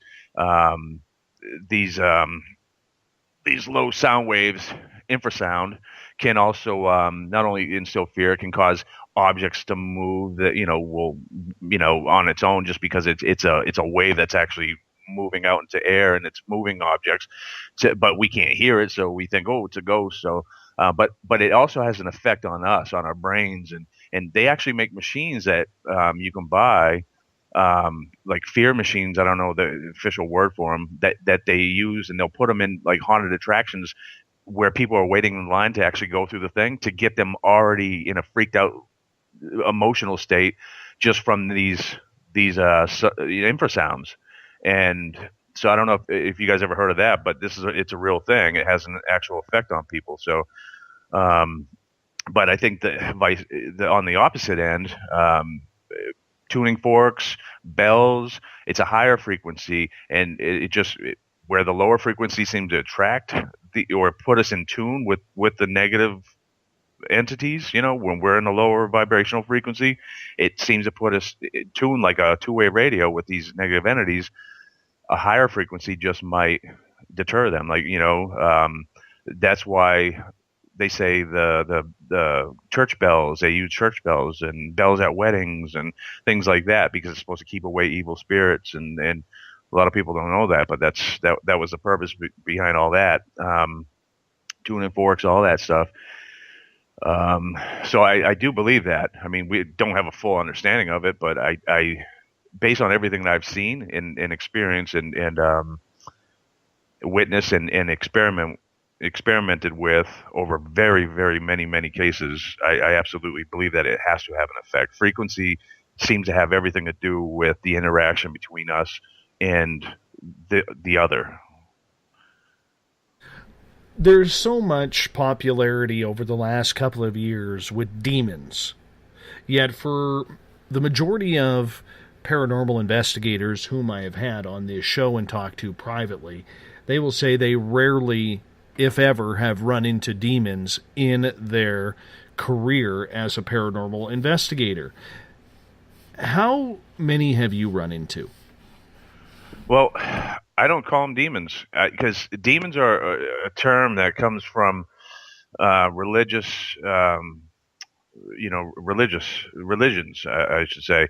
And the problem I have with the people that get in trouble with demons, or become possessed, all these possession cases, the ones that seem to be legit, or the popular ones, they all came from an extremely religious home, and usually a dysfunctional one. Like, they were practicing for the wrong reasons. Like they were practicing because they screw their life up so much that they need the hand of God to come down and fix everything for them, because they don't know how to do it themselves. So they think God will do it if they love God. So they're doing it for that reason, or they are they're religious, and they're so obsessed with their religion that they want to become close to God so much that I want God to touch me so much. I want to be so close to God. What better way to get him to come down and interact with you than to become possessed? We are participants in this, and we have to allow these things in. It just doesn't happen this way. Whether you understand, whether you subconsciously allow it in, or you do it on purpose, but there is a participation that has to take place. And you might not realize it, but religion, the problem I have with a lot of religions, not all of them, I'm not anti-religion, I'm very spiritual. Religion should be a positive thing, and if it has a positive effect on the person, then it's a great religion for you. The problem I have with a lot of the religions and the way they're, some of the churches or some of the different, institutes or whatever, they use fear for their teaching and in their study. It's if you do this, you're going to burn in hell. If you do this, you're going to catch on fire. Fireballs are going to come down and rain on you. And that's a horrible thing to tell a 5-year-old kid. I saw I was at a laundromat years ago when I was younger, and I it was around Halloween. I picked up this comic book. I'm like, oh, cool, Halloween comic book. It's better than reading, Family Digest or whatever. So I'm nothing against that, but I'm just saying it was Halloween. So I was I'm reading it. Next thing I know, I see these at the end of the book. These kids are trick or treating and telling stories, and at the end of the book, this group of young kids, probably like 8 to 10 years old, are engulfed in flames because they were trick or treating. And I'm like, it was meant to scare kids away from Halloween, and because it was an evil thing. I think fear in religions is a horrible thing. I mean, religion should be used for love and to bring out the good and to promote the good and focus on that, not to keep people away from the bad by telling them they're gonna catch on fire and stuff like that. So, but a lot of that's why I think a lot of the majority of these so-called, possessions and stuff come from people every single time. These people come from very religious families, and then I don't want people thinking I'm saying anything bad about religion. Dysfunctionally religious people, people that are practicing for the wrong reasons, or who have a poor understanding of what a religion should really be about. And I forget if that was the purpose of your question. I might have sidetracked. But well, put it this way. I would agree with you 100% on that. I consider myself very spiritual, and I know in my town here there are a couple of churches very upset that old Davy has started a paranormal tour at the local museum. And they have expressed that, not to me or the museum organizers yet, but one of the churches goes door to door. And they are somebody who said, there's people bringing the paranormal into this town, and we got to defend our town against such evildoers. It's amazing how it works. Oh yeah, I live in a very, very religious town. A lot of they're Finnish. It's a Finnish community. My wife is, from this area, and but. They're extremely religious, and most of them are very lovely people, but some of them are really really old school too. So they see my truck's lettered with TrueGhost.com, paranormal research, and all that. They see me driving through town, and a lot of them because they hang out by the country store, and in the morning the women go to church, the guys hang out, talk about deers and rifles and guns, and trucks. And so I drive by, and they look at me like, what the heck is that? Because they see the TrueGhost.com, and they think it's the most bizarre thing. So I know what you're talking about. Let's get into another great story that you have here. Do you have any with poltergeist activity? Oh yeah. Yeah, I mean it's all related. Poltergeist, parasitic entities. But here's a story that happened when I was younger, but it was probably one of the most absurd things I've ever experienced. And now, when I say I was younger, I was like 10 or 11, but now I was a little bit more mature than kids at my age, based on my upbringing and how I had to come up. So I was never one to jump to conclusions. I have, a pretty good mechanical aptitude and a curiosity, but I need to know facts. I need to know how things work, so I don't jump to conclusions. But I had a friend who had a dysfunctional family who lived in an apartment building and stuff, not far from where I lived, kind of in the back. And this kid was kind of zany, and he was weird, and but we ended up, hanging out and being friends, and so I'd go over on, to his house or whatever, and we were he'd sleep over my house, I'd sleep over his house, type of thing, supposed to be best buds or whatever. And so one day we're watching wrestling on TV, and back then we had rabbit ears and whatnot, so not to date myself, and with the UHF dial and the VHF dial, and so we're watching wrestling on TV, and next thing you know, the channels start changing, and the TV shuts off. So we go over and turn the TV back on, and then it starts shutting off, turning off, shutting off, changing channels. It's just freaking out, so we unplug it. Next thing you know, TV turns back on again, and we're holding the cord in our hand, but the TV is just, white static. Fan turns on by itself, so we look over. The fan's not even plugged in. What the heck's going on with that? So this happened like periodically. The same type of activity, stuff like that, would happen over a few weeks, 4 weeks or so. Then one day, same thing. This is going on. His mother's boyfriend had a attack dog. He lived with his mother. He didn't live in the home. He lived with his mother, and he had a business where he was gone all the time. So he had an attack dog, a security dog, who was ferocious, and the dog was with us. The parents were gone. We were hanging out. Now, the TV starts doing this weird stuff, but right before that, the dog looks up at the corner of the living room and ran. He got up. He got a running start, jumped up on the couch, and shot up towards the corner of that room and tried to bite something. Smashed his nose into the corner of the ceiling and the wall where it meets right in the corner, and try to do that over and over and over again.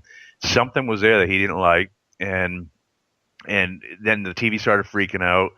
Now we're hearing things in the master bedroom. Off the living room, there was a bedroom, and then there was a kid's bedroom, and then off of that, there was a doorway where there was a master bedroom. And so we walk into the first bedroom, and we're looking towards a doorway for the master bedroom, and she had her bed on the wall to the right where we couldn't see because of the door frame. She also had on the far right to the right was like a bar, like a bar that you could put like anywhere, but it was ugly and gross. But she had these model like horses that she painted and stuff, and she had them all like displayed on top of that. They started smashing against the wall into a billion pieces, one after another, just bang, bang, bang. Then her bed started jostling around, and it smashed up against the wall on to the left where we could see. It was exactly in front of where we were looking through the door, and it's still jostling around. And so I take the first thing I could find was his sister's teacup. She had like a teacup set or whatever, and I took a teacup and I threw it as hard as I could underneath the bed. And when I did that, the whole house filled with the loudest screaming I've ever heard in my life. This is not a young kid, imagining anything. This happened, and it was so loud, we had to leave the house. It wasn't because I was afraid. It was because I couldn't stand the sound. It was so loud. But prior to, so that happened, and then I don't know how many days later, maybe not even a week or so like that, the dog looks up at the ceiling and it starts barking and growling again. He's trying to jump up to that to another corner. It's a different corner now, same room, different corner. And the mother, who had just had kittens, I don't want to be too graphic, freaked out, grabbed all the kittens, put them behind the couch, and then ate them all. And I don't know what that was about, and that's a really bad story, and I apologize, but that's what happened. And then a day after that, the dog was freaking out. He was angry about something, jumping up at the ceiling. The cat walks by it, and it bites the cat. And the cat lived, but it did a number on the cat anyways. So they end up moving out. This was, before I, as a kid, so I was not clearing homes by then, but or fixing homes, I should say. But just crazy. Now, we found out that not long before all this took place, they found there was a utility worker doing something in the basement and found it was a sand basement, and found what he looked like human bones. And turns out they found I think it was 4 or 5 bodies in the they're all bones in the basement. Now, and a lot of people say, well, it's the spirit of those people that they're angry because they don't have closure. And I don't believe that. I think that this home was traumatized by some events that happened, and it attracted parasites. Parasites love to bring themselves to areas where there was a dramatic event, and they feed off of that situation. Dealing with, I was called to one in Connecticut, kind of the same thing. It was an apple orchard where this kid got into some trouble, had some problems with his girlfriend, got into some trouble. He hung himself in the just outside the apple orchard. He loved his job. He loved the employees. They say he was a great kid and everything else like that. But got in a little trouble, didn't know how to get out of it, hung himself, and the employees started hearing, even employees that didn't even know that took place, started hearing a guy talking to them in the market, and then also in the field, people hearing, get out of here, hearing this guy telling them to leave, get out of here, leave. And this all started, but and these people, these patrons and employees that didn't even know that event took place are hearing this. It's because it wasn't this kid angry telling them to leave. It's the parasite feeding on the dramatic event that took place. They like to show up in those situations to feed off of that energy, and they'll disguise themselves as that person. I mean, that's what they do to get the bigger spike out of you. So what's that one? Do you have any tales of animals? Because there's a lot of animals out there that are walking around in spirit land. And recently I had a little incident in my carport where I was chatting on the phone with Amy, and the lady who works with me on this show, and I swear to God, a bobcat walked right between me and my stairwell. And it was like 1.5 feet away from me. I could still see the pointy ears. And then, of course, we always do the jump back. You know what I'm saying? Because it startles you. And it was gone. But for a while there, it looked like there was a bobcat walking right beside me, like I didn't even see me, and walking into my carport. Have you dealt with a lot of animal spirits? Yes. They tend to be like, we're dealing with quite a few flap areas. We call them flap areas, and flap areas is areas that seem to host all sorts of paranormal activity, including, and probably not limited to, UFOs, ghosts, Sasquatch, other creatures. And in those areas, we have had people witness, the ghost of their dog or their cat. And actually, in one case, there was a photograph taken of. It was clear. It was a digital camera, so it wasn't like a double exposure from a film that was old or something like that. It was a digital camera. It was taken by a food dish of their new cat, but there were the two other cats standing right next to it. You could clearly see it, and they were transparent, but they were there nonetheless, and they looked identical to the cats that they had lost previously. But then also we're doing a case in Connecticut in one of our flap areas where the lady she's actually the Haunted House Diaries. She's the main character. She's the one that the book's written about. And she lost one of her dogs recently, and she actually was standing in her kitchen. She saw that dog walk in, but she said she could only see it from midway up. So she only saw the two front paws, not the rear, but she could see the head, and it walked over to the food dish, and then it disappeared. But and so I've never seen it, but so many cases that we come across, particularly in our flap area cases, where the areas that we're trying to expand, and we're starting to connect dots where you get some cases that are just so strong that you gotta. It can't be just this house that's feeding all this activity, and so you start asking questions. You start finding out that well, there's a lot of neighbors that have haunted houses. Well, there's a lot of people seeing UFOs. Oh, now there's a lot of people seeing Sasquatch and other creatures and other stuff. So there's certain areas that seem to host a whole lot of things. So, and that's why we believe a lot of this is done through parallel worlds or the multiverse theory.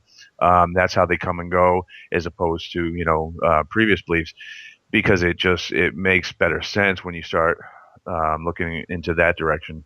But for sure, and a lot of these, also to add to that, a lot of these flap areas we're finding are surrounded by rivers and streams that come from all different directions, and the activity seems to be happening right in between all of that.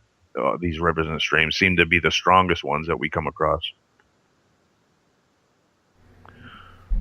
Do you find that when it comes to animal ghosts or even childlike ghosts that there is almost a different type of emotion dealing with those entities?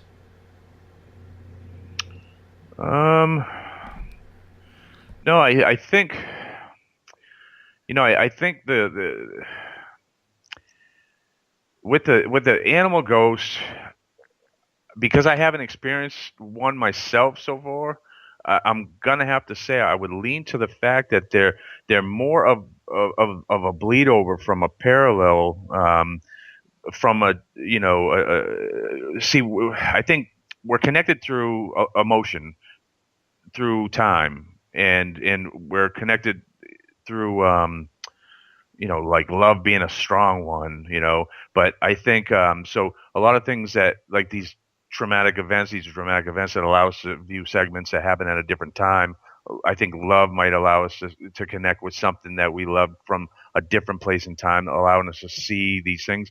So an animal or whatever, do they acknowledge us at the time, or are they just doing their own thing in their place in time? We could go in all different directions, but I don't want to get too crazy with it. But the ones that seem to be intelligent, the ones that seem to continuously interact with us, are most often the negative ones, and that's why I believe that these parasitic entities are an actual life form, and not just an angry person that died because you changed the wallpaper in the house. I don't think that to be the case. I think it's much more than that. With the experience that I've had, and there's no one that knows everything, and so I'm not going to claim to know everything. I just know that the way I've treated it has worked every time. So I got to be right about some of it anyways, but I think that with the ones that seem to interact with us, they seem to usually always be negative, and sometimes they'll start off positive to make us think that they're a loved one, and usually through the use of a Ouija board or something like that. Oh, it's Uncle John or Grandpa Joe, and he might even have the answers to the questions you're asking. And the reason why is because it's not your Grandpa Joe majority of the time. I would say almost never. The reason why they know the answer to the question is because they know frequency. They're tuned to the frequency. They tune to your thoughts and your emotion, and that's how they know how to push your buttons. That's how they know how to get to you, and that's how they know when you're vulnerable and when you're going to participate. So, that's the way they are. We got about 8 minutes before we have to go to break. I would love it if you could take us down the path to another haunted, strange story that you have covered in your paranormal investigation. Okay. Let's see. Well, I have so many, but since you got a picture of me up standing in front of a tombstone, I don't frequently go to local spots like that, like haunted cemeteries and stuff like that. But this story seemed credible to me, so I did check it out one time. And I used to, when I was in my early 20s or mid 20s, I did job placement for people with disabilities, help them find and retain employment. And I was checking in on somebody that had a job, and I was listening to the waitresses there, and they were talking about this place. And it's being like this blue lady, they said, the cemetery with the blue lady. And it turned out it was pretty famous. And it was weird because when they were describing this area, I'm like, wait a minute. And it just a week before I had gone fishing, and I had pulled up, and I was fishing for a little while, and then I went to my car. I went to put my fishing pole into the car, and when I looked up, I saw this lady walking up these woods, and she was dressed weird. She had like a dress on, but she had like a sweater draped over her shoulders, but it just looked out of place. And she kind of just looked over in my direction. I don't know if she was looking at me, but she looked over in my direction. Then she kept walking. I sat down, but I immediately stood back up again because it just didn't feel right to me. And she was gone. But there was nowhere for her to have gone. So when I heard these waitresses talking about this, I'm like, I know what they're talking about now. So I drove up, and I just rounded the corner from where I had gone fishing, which I didn't be previously. I just turned around where I was at. I was new to the area, and I found that cemetery they were talking about. So I started investigating it. I started, getting information from locals, and it had been known to be haunted for quite some time by this blue lady. Now the stone in that picture that you use on the Facebook is me standing in front of her stone, but I'd never witnessed her at all. So many people claim to have, but I did see a young girl running through the other side of the cemetery, and just before she got to the edge of the woods, she kind of dissipated. Then another time I took Paulino up there because I had gotten some really cool photographs and other stuff, and I experienced her. I also saw a massive, it was blue and green, the size of a basketball. The blue and green was totally separate from one another.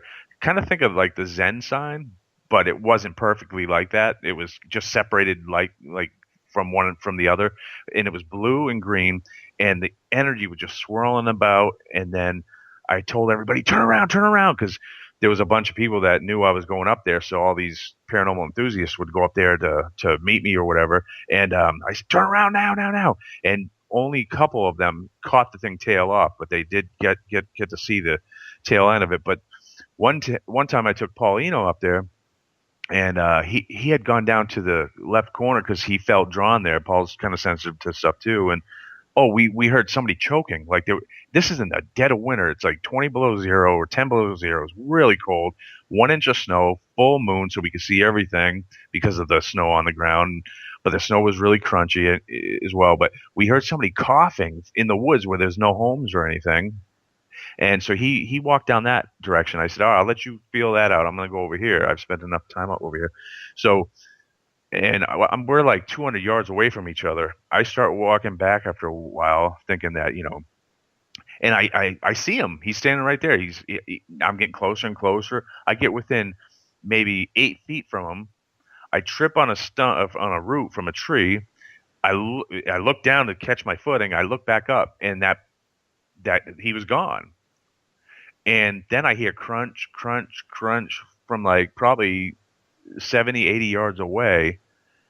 Paul's coming up the hill. It wasn't Paul I was looking at, but I was staring at someone that looked just like him. But in retrospect, once he came back up, I realized they were dressed differently. But just a bearded guy, mustache like Paul has.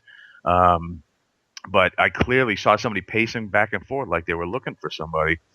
I also brought a friend up there who was going through marital problems, and the reason why he wanted to go up there is because he just wanted to get out of his house because they were fighting really bad. So he's a big guy. He's like 6'5", big guy. And so I brought him up there, and as soon as we get out of the car, we start walking. I hear, ugh! And there was other people up there waiting to see if I was going to show up. The place used to get crazy up there. It was nuts. And so I turn around, and I see this guy in the air, belly up to the sky, full up in the air, and he lands like an accordion on the back of his shoulders and his head, knocked the wind out of him, everything. Being in a negative place, going into a paranormal flap area, which is this definitely is. It's not haunted because it's a cemetery. It's haunted because it's a flap area, or active because it's a flap area. But something ended up attacking him. There's a lady who I won't mention her name because I don't like her, and I don't agree with her, but she's kind of well known. She's got a website that used to obsess about this place, and she had a friend that she brought up there at one point who got pushed down. That girl that got pushed down was dead 2 weeks later. I don't know. She blames it. This woman, this woman I'm talking about, blames it totally on this cemetery being totally evil, and I don't think that's true. I think that's disrespectful to all the people that are buried there to say that cemetery is totally evil. It's not that. It's the properties of the environmental components that allows it to be a flat area, that allows anything to come through. And if you're in a bad place, or you're that type of lowered state, then other bad things might come through instead of good things. But those areas can bring good things and bad things. It just depends on what you bring to the table. And but yeah, nonetheless. But yeah, I just want to tell that story because you had that picture of that cemetery up there. But it's a lot of people like places, because not everyone can get invited into a home where people live. But if people are interested in the paranormal and investigating themselves, sometimes they're limited to cemeteries or haunted restaurants or local places. So I figured maybe some of your audience would have enjoyed that story. I rather enjoyed it as well. We get a lot of questions here, and maybe you can take up this question after the break. But do you recommend people or ghost hunters to actually investigate cemeteries? I wouldn't recommend it, but I understand people wanting to do that because you're right. If you have a passion for the paranormal, I have a passion for the paranormal, and if I wasn't being invited into homes, I want to be as close to it as I can. I want to investigate it, so I would understand it if people do it. But there are so many people that try to do it that don't have any business doing it whatsoever. They put themselves in danger because of how they are. Their understanding of it might be totally wrong.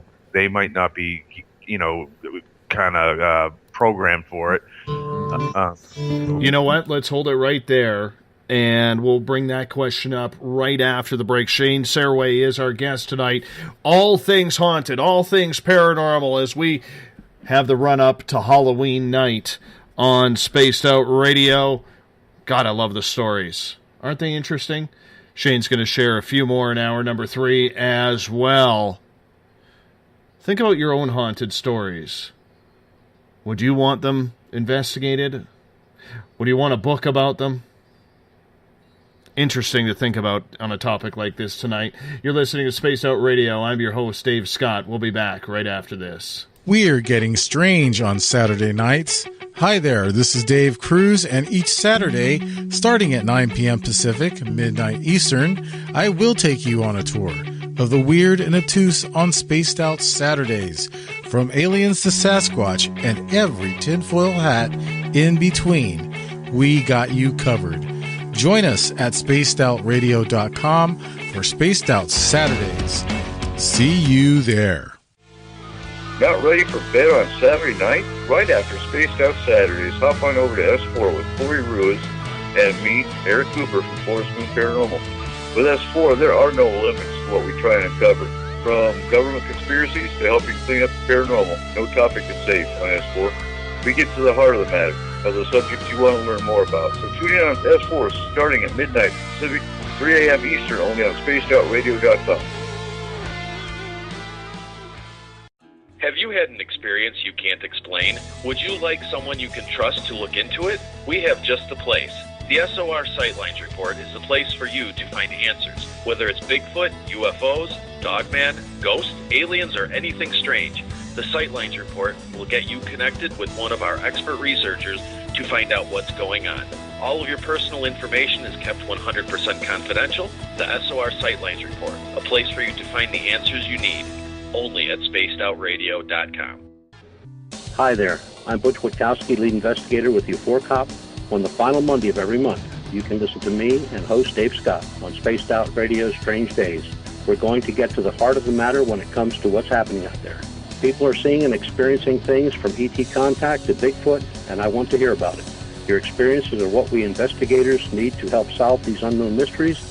So tune in at spacedoutradio.com to the final Monday of every month from Butch Wachowski's Strange Days. This is Eric Markham, news editor for the Spaced Out Radio's The Encounter Online. We have put together a great team of writers and journalists from all over the world to bring you top-quality paranormal stories. From alien encounters to the latest conspiracies, you won't find any of that fake news here. True stories and top-notch reporting as we look to bring these experiences to the mainstream. The Encounter Online, only at spacedoutradio.com.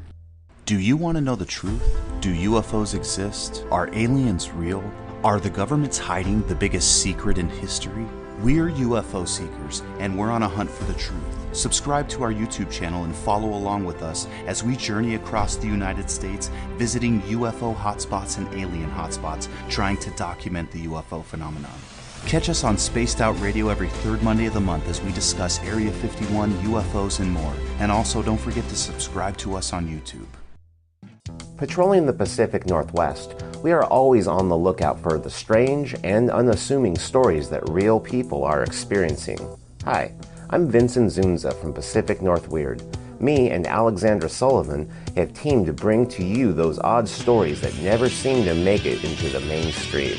Stories so weird that will leave you scratching your head wondering, is this real? It's as real as it gets with Pacific North Weird.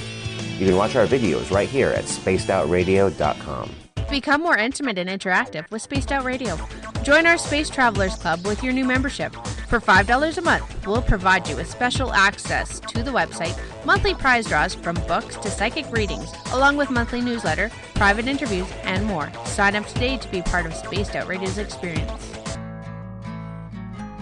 Looking for a place to advertise at a very reasonable cost? Look no further than Spaced Out Radio.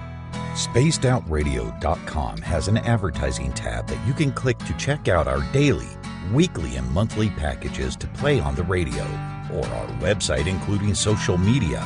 From commercial spots to banners, we have it all. Check out our competitive pricing today. Don't have time to listen to Spaced Out Radio live? Wherever you are, the car, the office, the shower, or even if you're traveling, we're right here for you. Each Spaced Out Radio show can be found on iTunes, TuneIn, and on our YouTube channel, Spaced Out Radio Show. It's the perfect way for you to catch up on our shows. For more information, just head over to our website, spacedoutradio.com, and tune in to us today.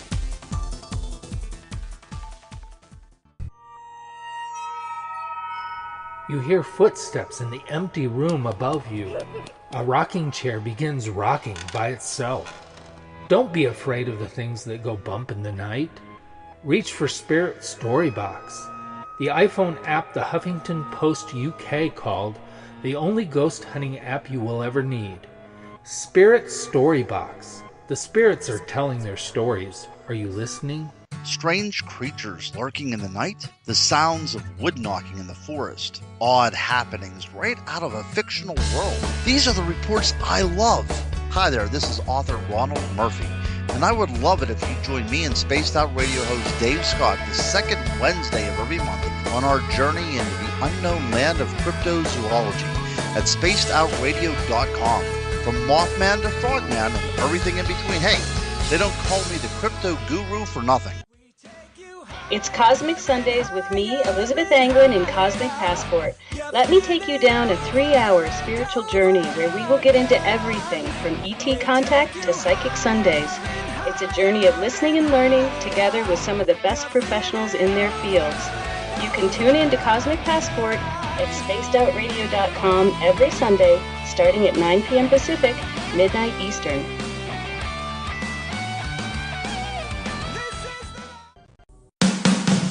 The views and opinions expressed by tonight's guest and topic of discussion do not necessarily represent the official policy or position of Spaced Out Radio, Spaced Out Weekend, Spaced Out Radio Limited, its hosts, syndicated carriers, or anyone associated with this broadcast. You're listening to Spaced Out Radio with Dave Scott. Follow Dave on Twitter at Spaced Out Radio and hashtag Spaced Out Radio. and on Facebook Spaced Out Radio Show. Now, back to the program. Welcome back to the third and final hour of Spaced Out Radio tonight. I am your host, Dave Scott. So glad that you are joining us tonight. Tomorrow night on the program, starting at 9 p.m. Pacific, midnight Eastern Time, we have the SOR Paranormal Roundtable, where I bring in some friends. We chat about all things weird, strange, and paranormal that happened in the month that was. Happens the final Friday of every month. We get going at spacedoutradio.com once again. 9 p.m. Pacific, midnight Eastern. We want to welcome in everyone listening in on WQEE 99 Rock the Key down in Noonan, Georgia, home of The Walking Dead. We are live as well on the United Public Radio Network, 107.7 FM in New Orleans and over 160 countries around the world. We are also live on KTLK, The Fringe FM, Renegade Talk Radio out of Las Vegas. And if you're listening in on Revolution Radio, remember the Double R Machine is a donation station financed by you, the valued listener. Head on over to freedomslips.com and donate today. Bill Cardwell has set the password for tonight in the SOR Space Travelers Club. Pulchritudinous. Pulchritudinous is your password. Make sure you use it wisely, Space Travelers, as Bill sets a password each and every night, right here on the mighty SOR. Now, if you want to follow us on social media, you can do so on Twitter, at Spaced Out Radio. Use the hashtag Spaced Out Radio if you want to connect live with me during the show as well. You can give our Facebook page a like, Spaced Out Radio Show, and join us for live chat in the SOR Space Travelers group on Facebook. We are also on Instagram. Dave Scott, SOR. You can listen to us on iHeartRadio in the United States, TalkStream Live, tune us in on TuneIn, download and subscribe to our shows on iTunes. Our website is spacedoutradio.com, where we have a plethora of features for you, including joining the SOR Space Travelers Club for $5 a month. You can shop at our Spaced Out Radio store, rock out to some Bumblefoot. You can also watch UFO Seekers and Contact TV videos and be up to date on your news with The Encounter online, everything at spacedoutradio.com. Tonight, for the final time, we introduce paranormal investigator Shane Sirois joining us, telling us about some creepy and spooky stories as we lead up to Halloween in just a few nights' time. Shane, welcome back. Hey, can't wait it. Good times. A couple questions from our audience here. Mm-hmm. Zippy in the Revolution Radio chat room is asking, how does burning sage or Palo Santo wood work in helping deal with the paranormal? Well, see, this is a tough one because no one really knows, but I think sage is known to purify the air, impurities and stuff like that. So in that regard, it definitely, I mean, me being part Native American and stuff like that, I definitely believe that it has some qualities. But I think the process of doing such, when we're talking about negative entities, it's more the effect that process has on us as a participant than it does on others. And the reason why I say that is because I've seen it done so many times in homes where people didn't really have a background in that process, but it was forced on them by the investigators, saying, "Oh, well, here's what we're going to do to get rid of your ghost or your entity," and they did it time and time again. They burned pounds and pounds of sage and sweetgrass and everything else like that, and it didn't work. And so there is a point where it actually it'll work if it has a positive effect on the person. If the person believes in the process, the afflicted believes in the process, then it will work. It's a lot of these things are like a placebo, and I hate to say it that way, but it really is a placebo in a lot of ways. But sage and stuff like that does have it does purify the air, it does cleanse, but it doesn't always get rid of negative entities because it's not treating the root problem. If the root problem exists, it's not going to have an effect. The only way it has an effect is if the person has a belief in the process and it changes their perception, it changes their thinking, which might have an effect on the root cause, and therefore it's broken.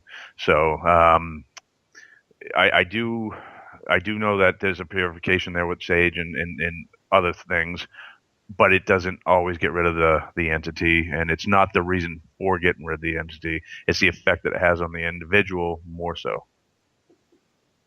Next question comes from BTO in the Spreaker chat room. Are there any links between extraterrestrials, interdimensionals, and ghosts? Yes. I think that it's all related. Even if we're gonna go as far as Sasquatch too, and I'll tell you, I never believed in like my ancestors, being part Native American. I'm mostly French, but being part Native American. Talk to Sasquatch, that's their word for it. But when I went to this Pennsylvania Flatberry case where they're seeing UFOs, and there was a shadow house, home with the shadow people, which I dealt with immediately when we got there. They have no more issues with that. So I'm thinking, okay, well, let's get some pictures of these lights in the skies, these UFOs that they're seeing. That was my only focus. I'm going to entertain the Sasquatch thing. I put up trail cams and yeah, But then I saw something I can't explain, and I took a picture of me standing next to a sign. This thing, when I saw it, was as tall as the top of the sign, which is about 8 foot tall. And I can't explain what I saw, and I'm not going to say Sasquatch, but I'm going to say it wasn't a bear, because bears don't run on 2 feet. And it flushed 3 deers out of the woods, and I mean, that blew my mind. And but I'm tired, so I might have forgot the question. So.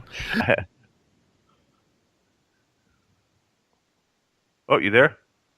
Yeah, I'm right here. Okay. Just in regards to the link between extraterrestrials, interdimensionals, and ghosts.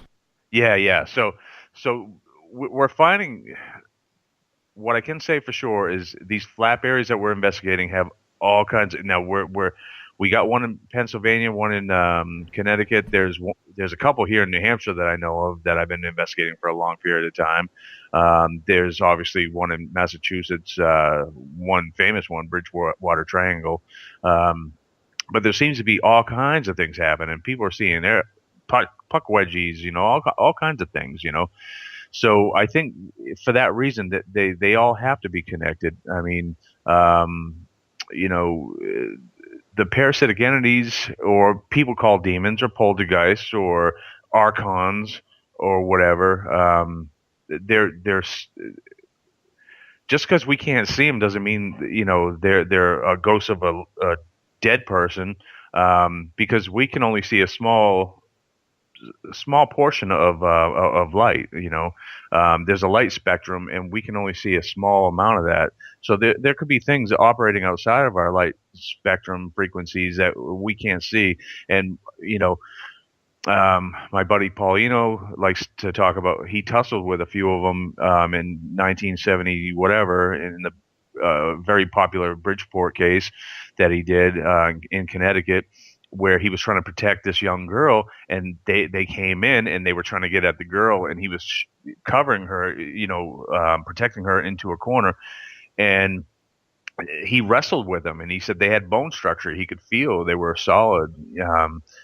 And even though he couldn't see them as solid, and but myself, I've had they usually run from me anyway, but because I know how to get rid of them. But I've had them come up on me and nudge me from behind, quite a few times on my upper buttocks, and sometimes on my shoulder, and it feels just like a person, like thud.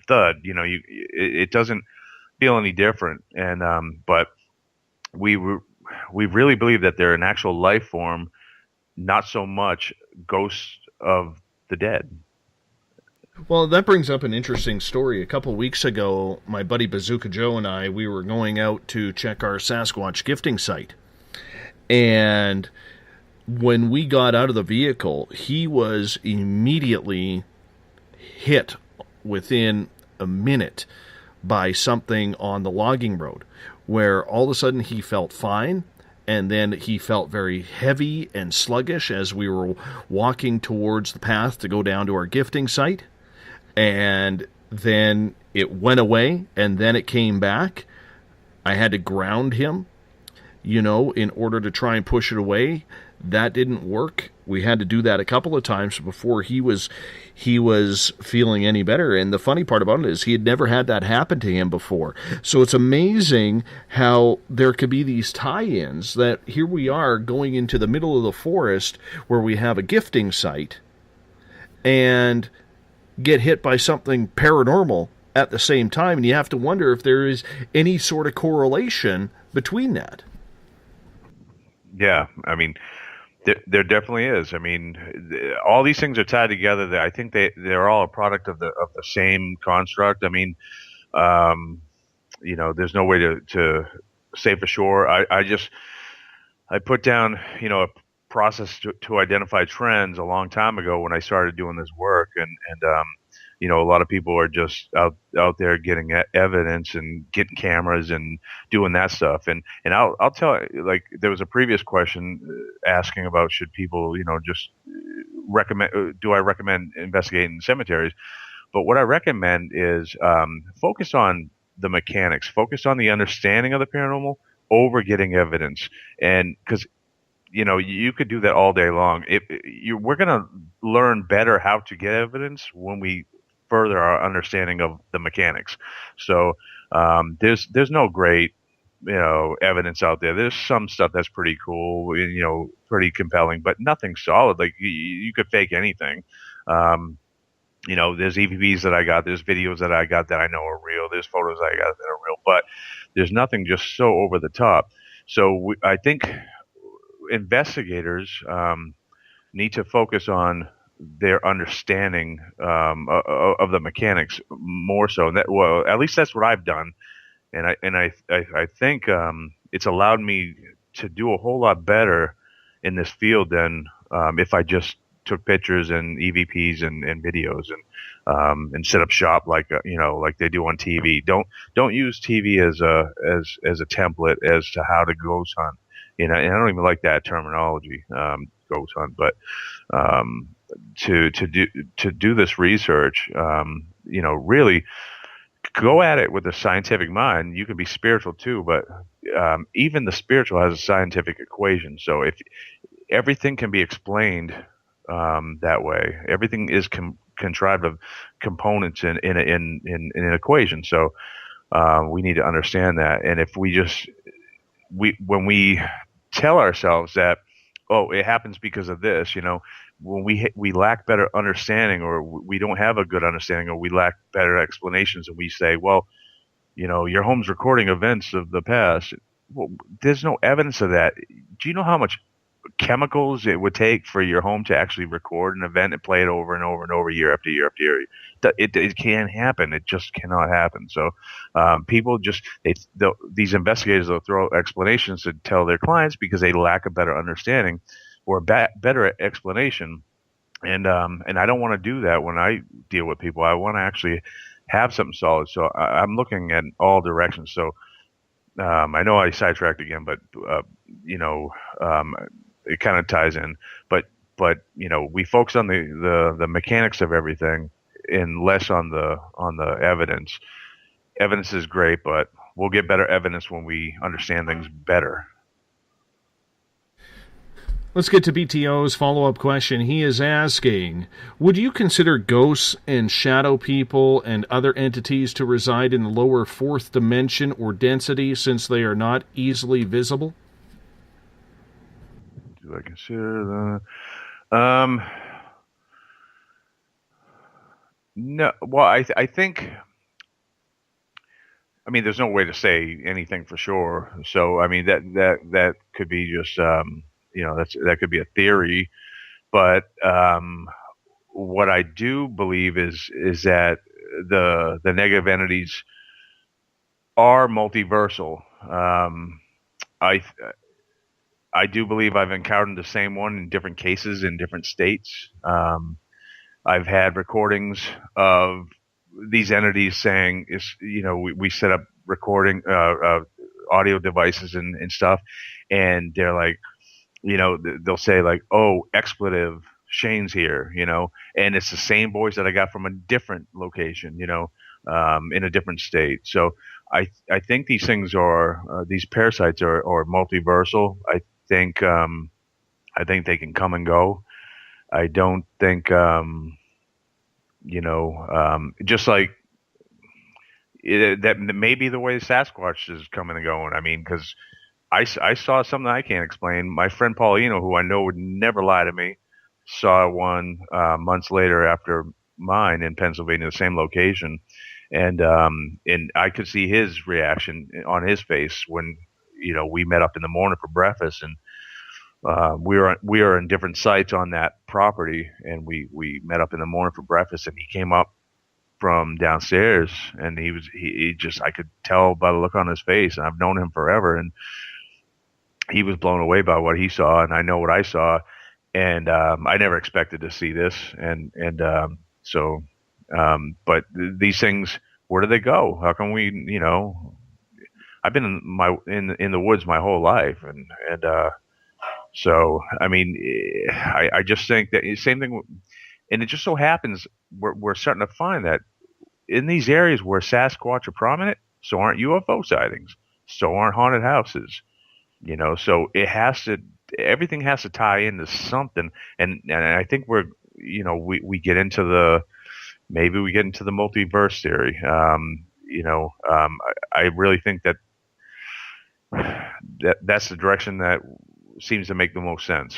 And I'm not going to rule any direction out. I never will until we can prove it for sure. But that multi-world theory seems to make a lot of sense when you dive into it.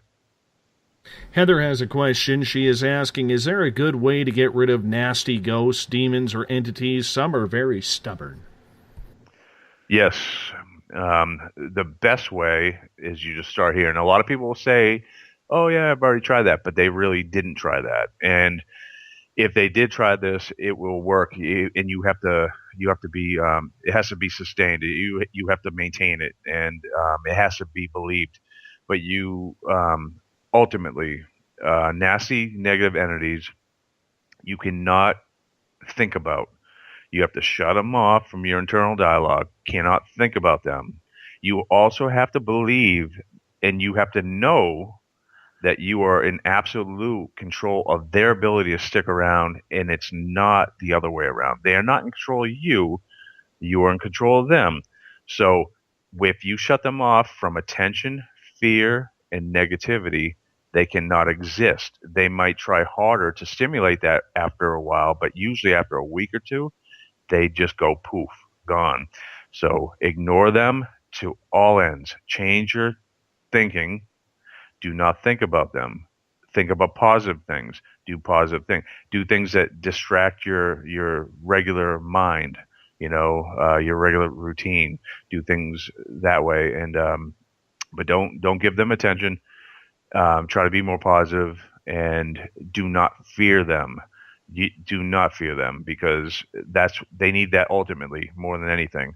So you are in control of them. Once you realize that they are actually weak as hell without the fear, then they go away. And I'm telling you, I've helped thousands of people, and I'm not saying that I'm saying that humbly, and I'm saying that because I love doing what I do, but I'm saying that to help the ones that need it, so hopefully they listen to what I'm saying. That is absolutely 100% accurate. This leads to Deborah's question, her first time in our Spreaker chat room. Deb, thank you so much for joining us for the nightly chat. Really do appreciate that. She is asking, Shane, what do you think of all this Mothman stuff going on? And in Pennsylvania right now, there's a few sightings as well. Oh, I'm assuming she's talking about the heightened Mothman sightings in Chicago? In Chicago, yeah. Yeah. I've been following that lightly. It's normally not my gig, but since I've been doing so many venues and radio shows that deal with this, a lot of people have requested my information on this, my opinions or my thoughts, and I'm interested in the Chicago. I mean, because back in Point Pleasant when that was all happening, it seemed there was a whole series of events, things that took place, the bridge collapse, and it seemed to it all tie together. So we just haven't been able to tie Chicago together right now. But there seems to be definitely a heightened amount of people are seeing all kinds of things, and they weren't even going to call it Mothman back in the day. They wanted to call it Batman because people saying it looked like a bat, but Batman had just came out, the television series, and they were afraid of a lawsuit, so they called it Mothman. But or the media did. But anyway, I'm not surprised, and I think there's things out there like this, and I think it all ties into these multiversal things, these things that seem to verse jump or whatever, these parallel worlds. I don't think they're coming from Jupiter or Pluto. I think it's more than that because, we could do a whole nother topic, but I don't want to get outside of the spooky Halloween theory, or theme, but we'll get into science. So I don't want to do that, but I think I'm very interested in all this. You know what? This is kind of cool because I never said this on air before, but when I was 17, my first job, my first real job, I've been on my own since the same age,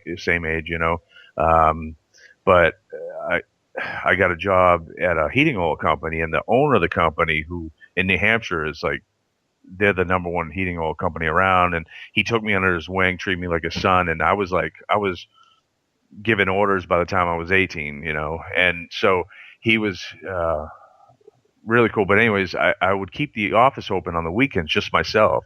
So I'd work 12 hours on Saturday, 12 hours on Sunday, and then I'd work 8 hours a day on Monday through Friday.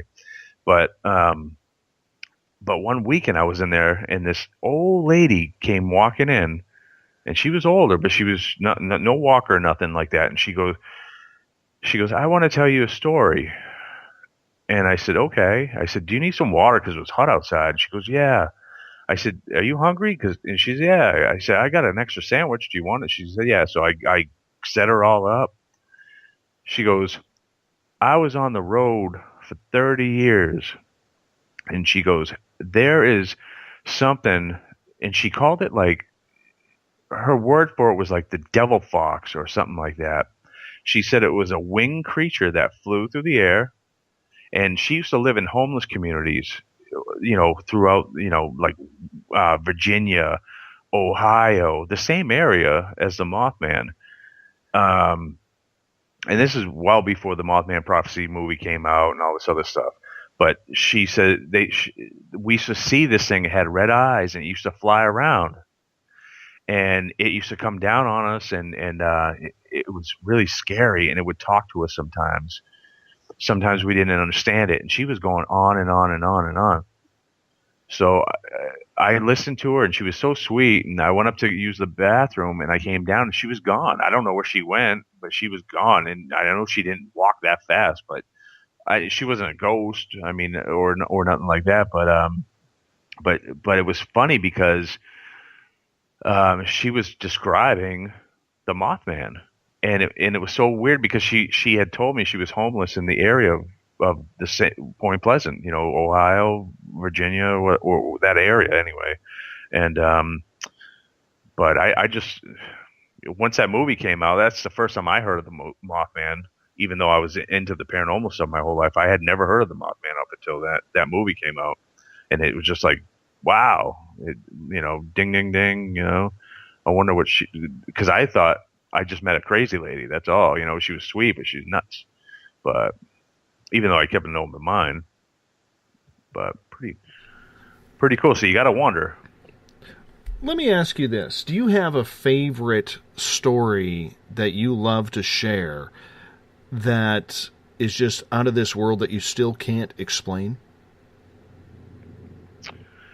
Let's see.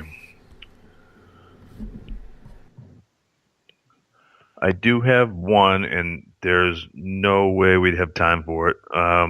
It played over many years, so I wouldn't have time for it. But I can tell you what happened to me as a young child that got me steered into this my obsession with the paranormal. Not a very healthy obsession, not an unhealthy obsession, but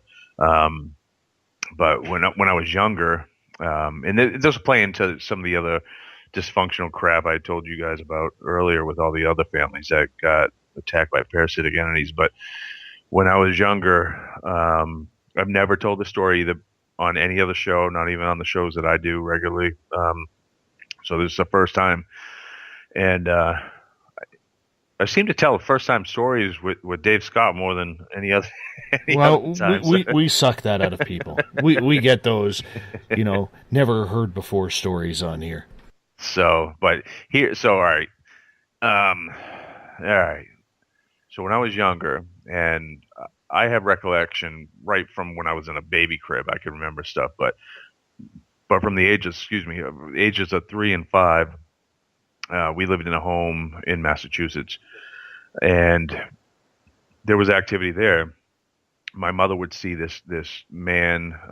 For instance, one night she was wrapping Christmas presents, and she felt like she was being stared at. She looked up, and there's this guy standing in the doorway, looked angry, and he was staring at her, and she just looked back down.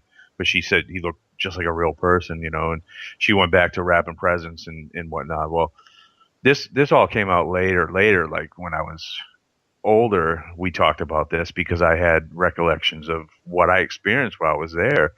And this is, in retrospect, looking back on my experiences, what kind of led me to the path of fear and attention feeds these things. So I didn't know it at the time, obviously, being that young, but in retrospect, that retrospect came after my studies with the Ouija board and the effects that it has on people, which is the same thing, the attention and the fear. But anyway, so I started, one day I was laying on the living room floor. I think I was listening to Rambling Man or something, I'm laying on my back, I'm playing with these cheap toy boats or whatever, and I'm making noises like an idiot. And all of a sudden, I feel this cold breeze, and my vision goes blurry. Something's walking over me, and then I look over and I see this guy, this man walking towards the front. Off the living room was a little entryway, and then it led to a stairwell that linked all 3 floors together. And he walked through the door. He just disappeared through the door. And so that's what started everything. After that, I started waking up, and I would see him standing at the foot of my bed staring at me, and he always looked mad, like angry, and it scared me, as a kid. I wouldn't say like to the point where I wouldn't cover my eyes. It would strike me as odd, like I didn't feel good about it, but I wasn't so scared. But then one night I woke up in the middle of the night and I had to pee, so I walked off my bedroom. I had to walk through the kitchen, and then off the kitchen, right by the stove, was the bathroom door. And I was nervous, and I remember this. For some reason, I woke up and I was scared. And there was a little light. I don't know if it was a nightlight or what, but I could see where I was going, but it was kind of dim, But I was scared, and I tiptoed through the living room, to the kitchen, and I did my thing, and I turned back around, and I was tiptoeing back, and next thing I know, I feel hands grab me really hard on my shoulders, forcing me to the ground. And I fought and I fought and fought. I hit the ground on all fours, and I got back up and I ran and I jumped onto my bed. I wedged my face between the wall and in the mattress, and I slept that way until I was like 11 years old. I just didn't want to expose my face. Actually, I jumped on the bed. I covered my head. This is what happened. I covered my head, and and I waited for a little while, and everything was silent. So I uncovered my head, and I turned towards the inside of the room, because my right side was was against the wall, and the left side was I could see my sister's bed actually. So I faced that way. I was on my right side facing my sister, and I hadn't fallen asleep, and I felt a hand grab my face, and I jump up, and I don't see anything, and that's when I started sleeping. My head planted between my mattress and in my wall. I was placed in a different room in that house when I get a little older. I got up in the morning. The sun was just starting to come up, so my room was fully illuminated. I mean, it was really bright because the sun was really peaking, and I had to go to the bathroom. And my mother somebody had bought me a clown punching bag, with the sanded bottom, real cheap thing it has the sanded bottom. Oh, I remember those. Okay, so they bought me that. I didn't like it. I didn't like that dang thing. I love punching bags, but I didn't like that clown punching bag. So it was sitting in the corner just looking at me. So I was like, all right, I'm going to go to the bathroom. So I went to the bathroom. I came back, and as soon as I walked through the door, I immediately realized the clown's not there. Everyone else is still sleeping, but the clown's still not there. The clown's not there. It was sitting up on like a corner shelf or something. My sheets are all messed up on my bed, and I'm like, I don't know where the clown is. I'm thinking to myself, I'm young, but I'm just gonna jump under the covers. So I go and I run over and I pull the covers down to jump in there, and the clown comes popping up. It was underneath my sheets, so as soon as the sheets were removed, having that sanded base, it popped right up and scared the living hell out of me, and but nobody had done that. So the story behind that was, once I grew up and I did all my studies and I did my research, and I come to the conclusion of homes that are that way, that are parasitic, that are feeding off of fear. This thing was obviously feeding off of my fear, and every time I was afraid, it seemed to be more aggressive. Every time I was thinking about it, it seemed to be more aggressive.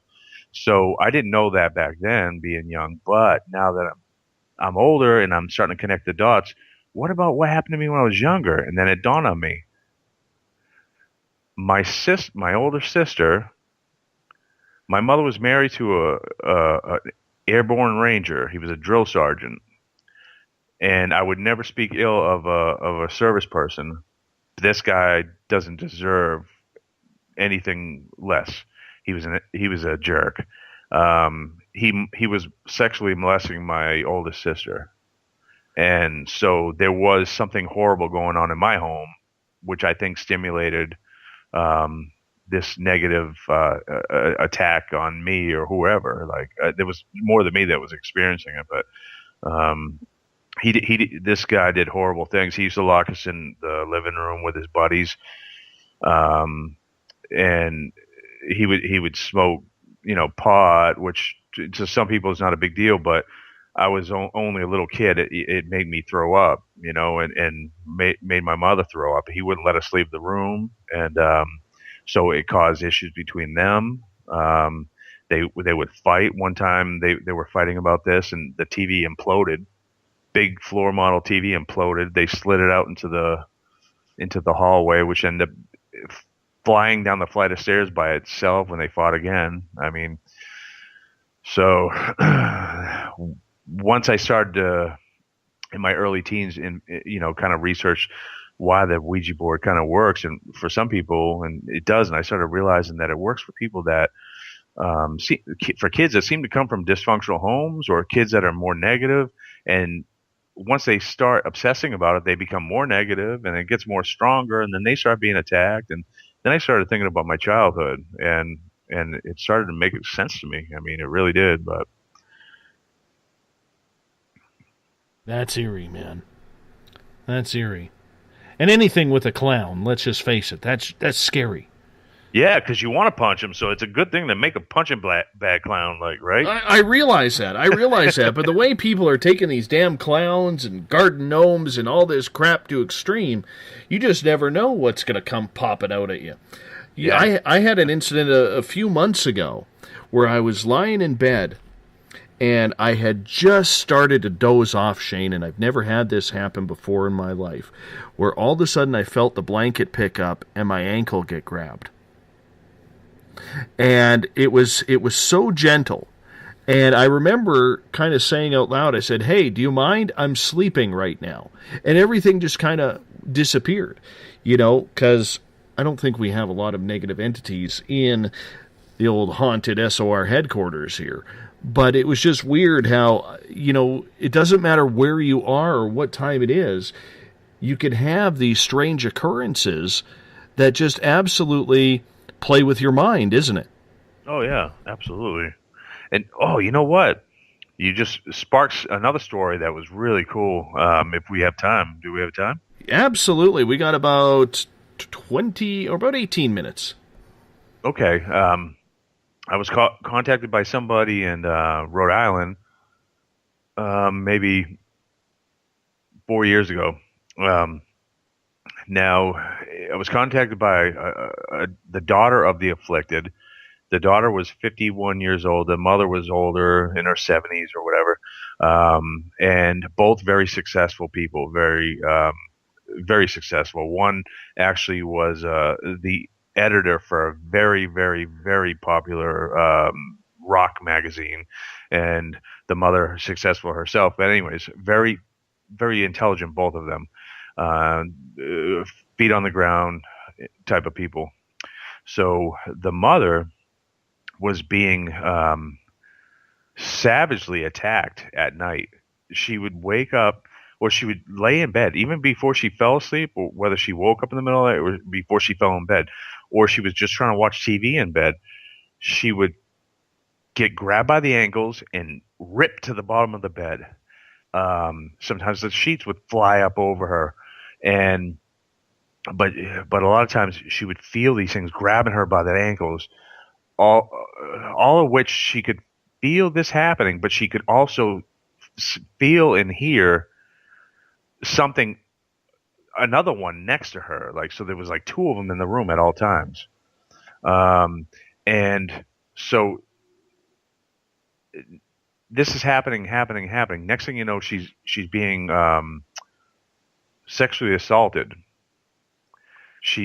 One time this happened, she got up after the event, she went to the bathroom, and she had, I don't know how much I could say, but there was a display. She went to the bathroom to check on herself. There was a display, evidence of the event,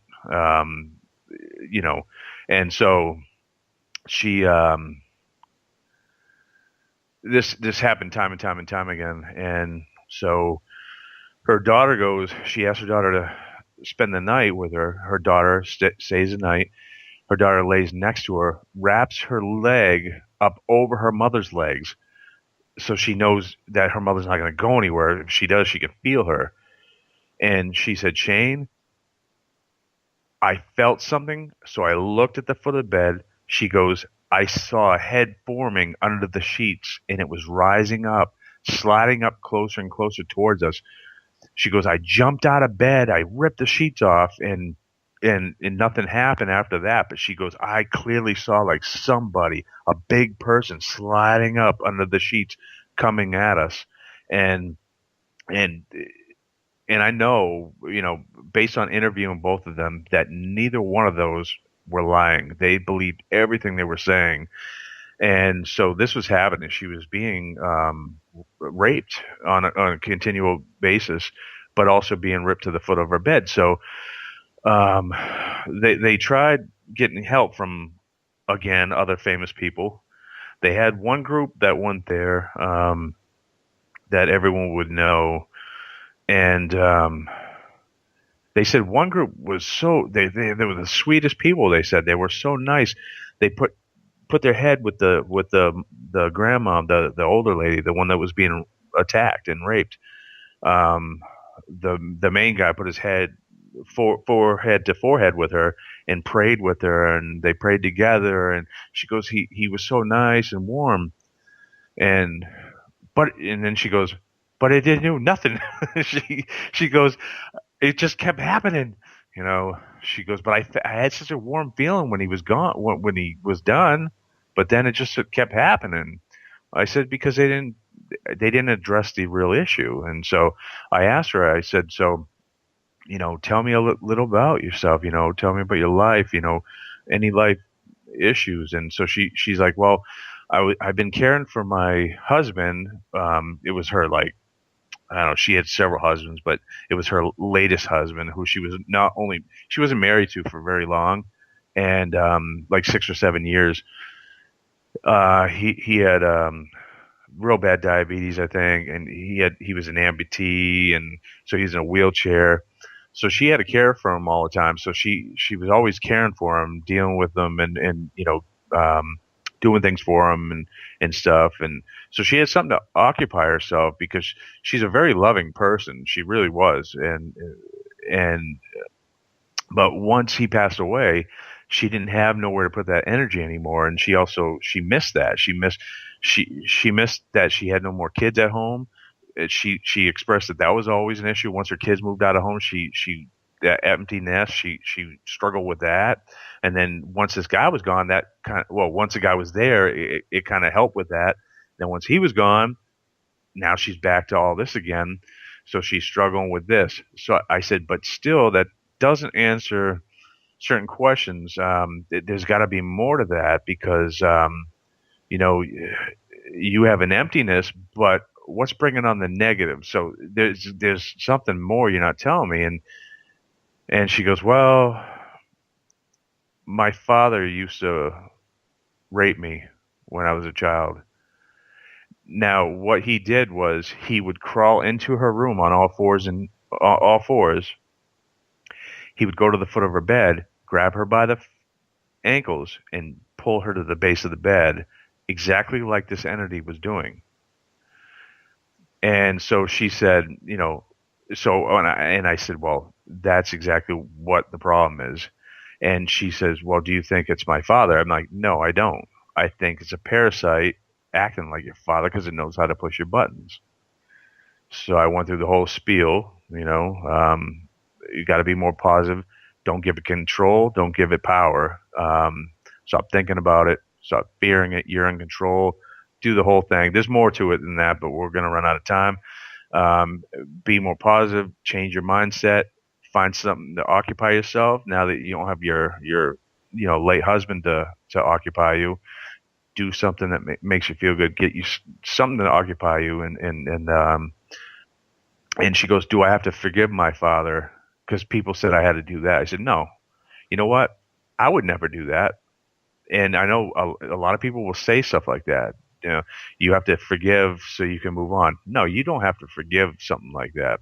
You have to accept it. That's it. Just accept it. It happened, and it made you who you are. You're a strong woman with a beautiful home, with a smart woman, a smart daughter, with great grandchildren, and it's all a product of you, and it's all a product of what you've been through. So accept it. You don't have to forgive it.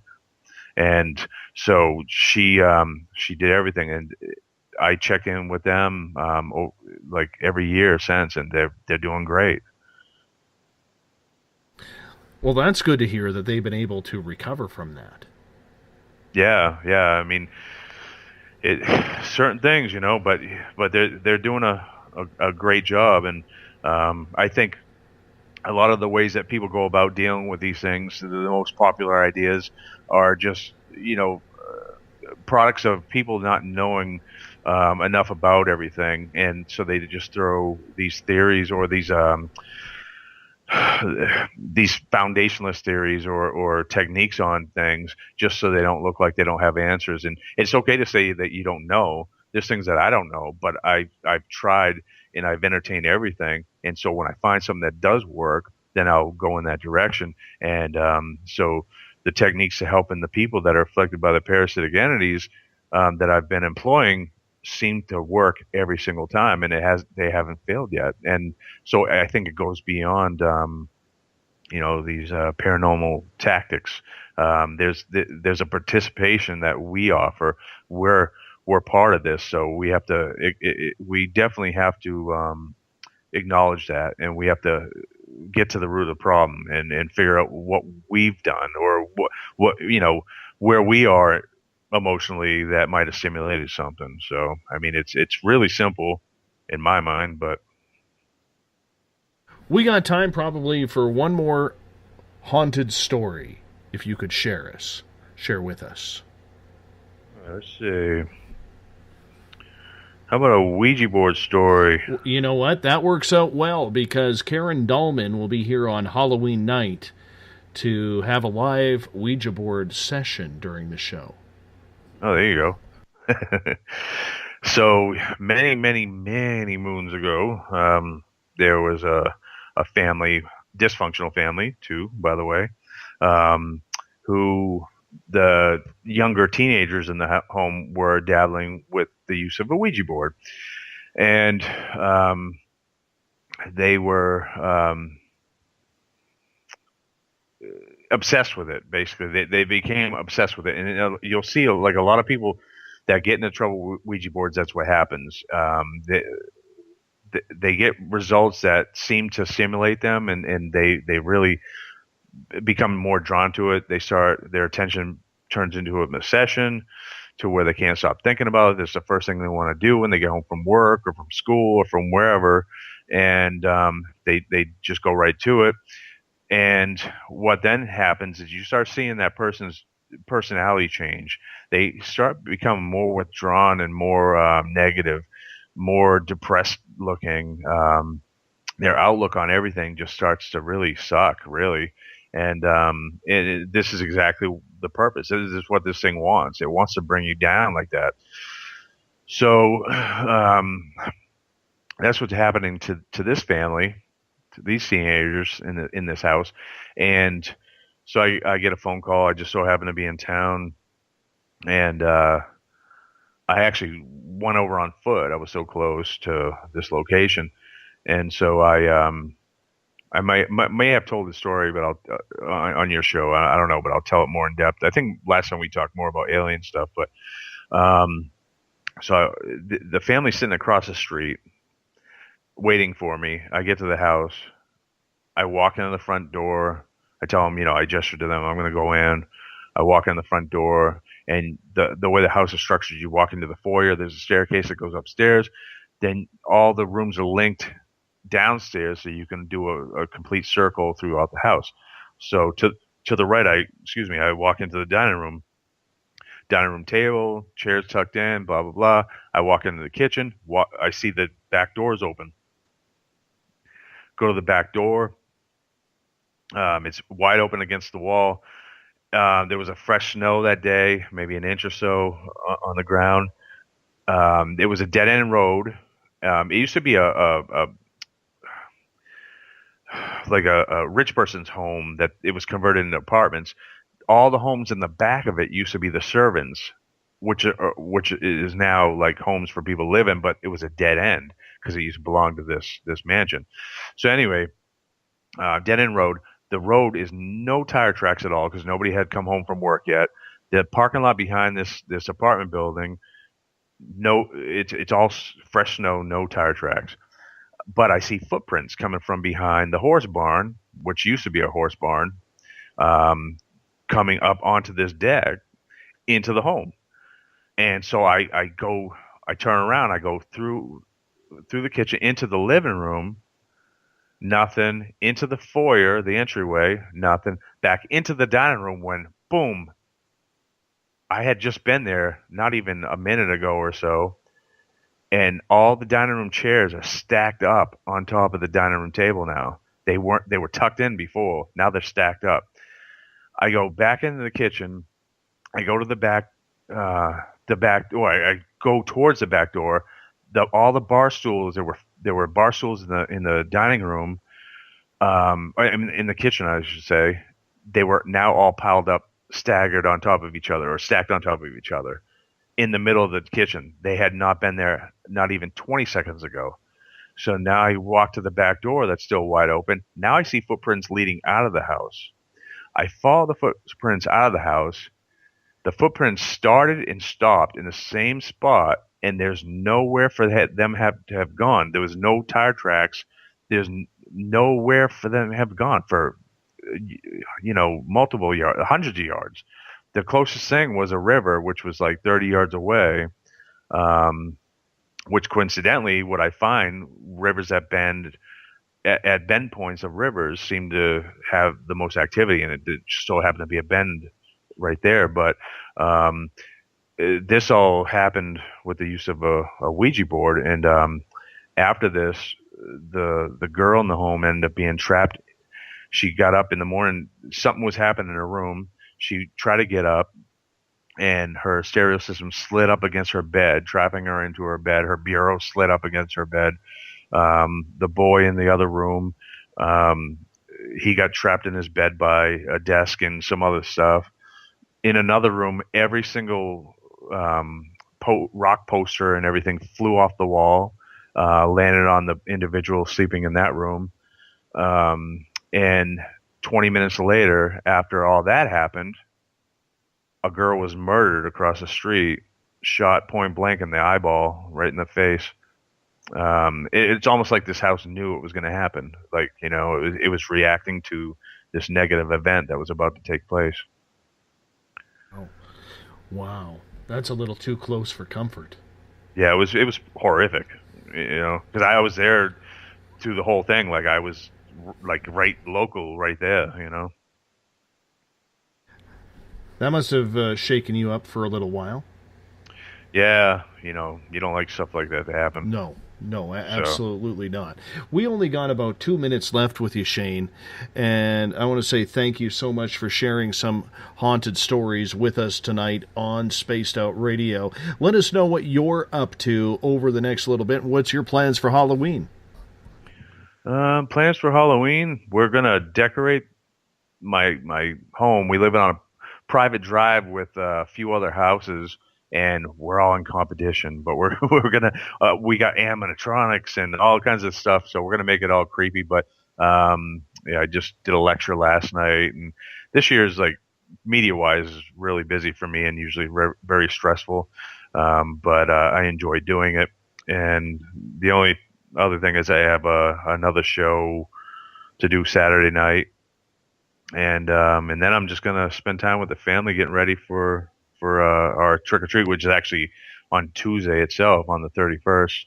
I know a lot of towns are doing it earlier, but we're actually going to do it I apparently on that day. So I'm taking that day off, and I'm going to get ready. So we have 0 trick-or-treaters at my house, and that's only because everybody heads into town where all the subdivisions are. So my area doesn't even have a street light. So we don't get any kids, and that really bugs the wife because she loves Halloween.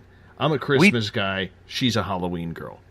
Where we lived prior to buying this house, a year ago, a year and a half ago, we were right off the main road, and we never got anybody. But now we're further off the main road, but it's I'm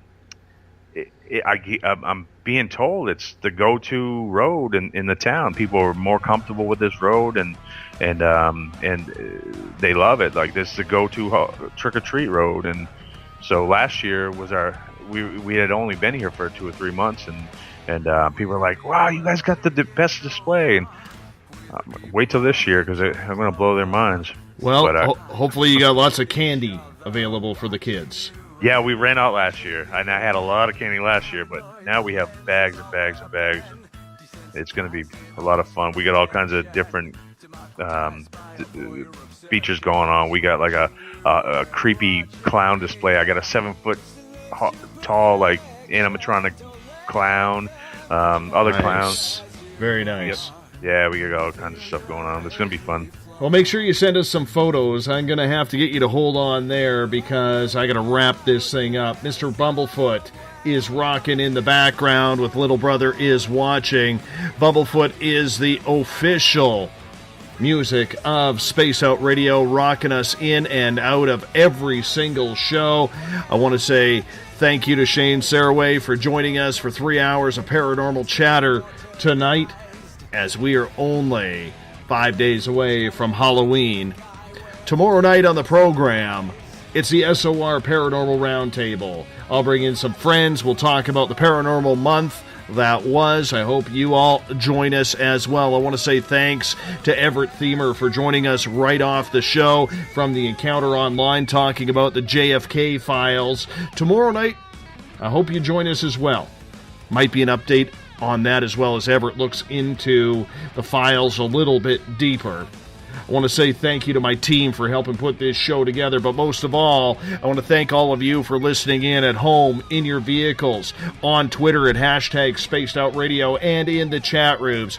All of you make this show so much fun each and every single night. That's why we continue to do it, while you guys keep sharing the shows, spreading the word, because together, my friends, we own the night. We will talk to you in exactly 21 hours from now. I'm looking forward to it. I hope you do as well. Once again, the SOR Paranormal Roundtable tomorrow night. Don't forget to follow us on social media, on Facebook, Spaced Out Radio Show, on Instagram, Dave Scott, SOR, and on Twitter, at Spaced Out Radio. Have a good night. Mr. Bumblefoot, we need a favor. We need you to take us home. Good night.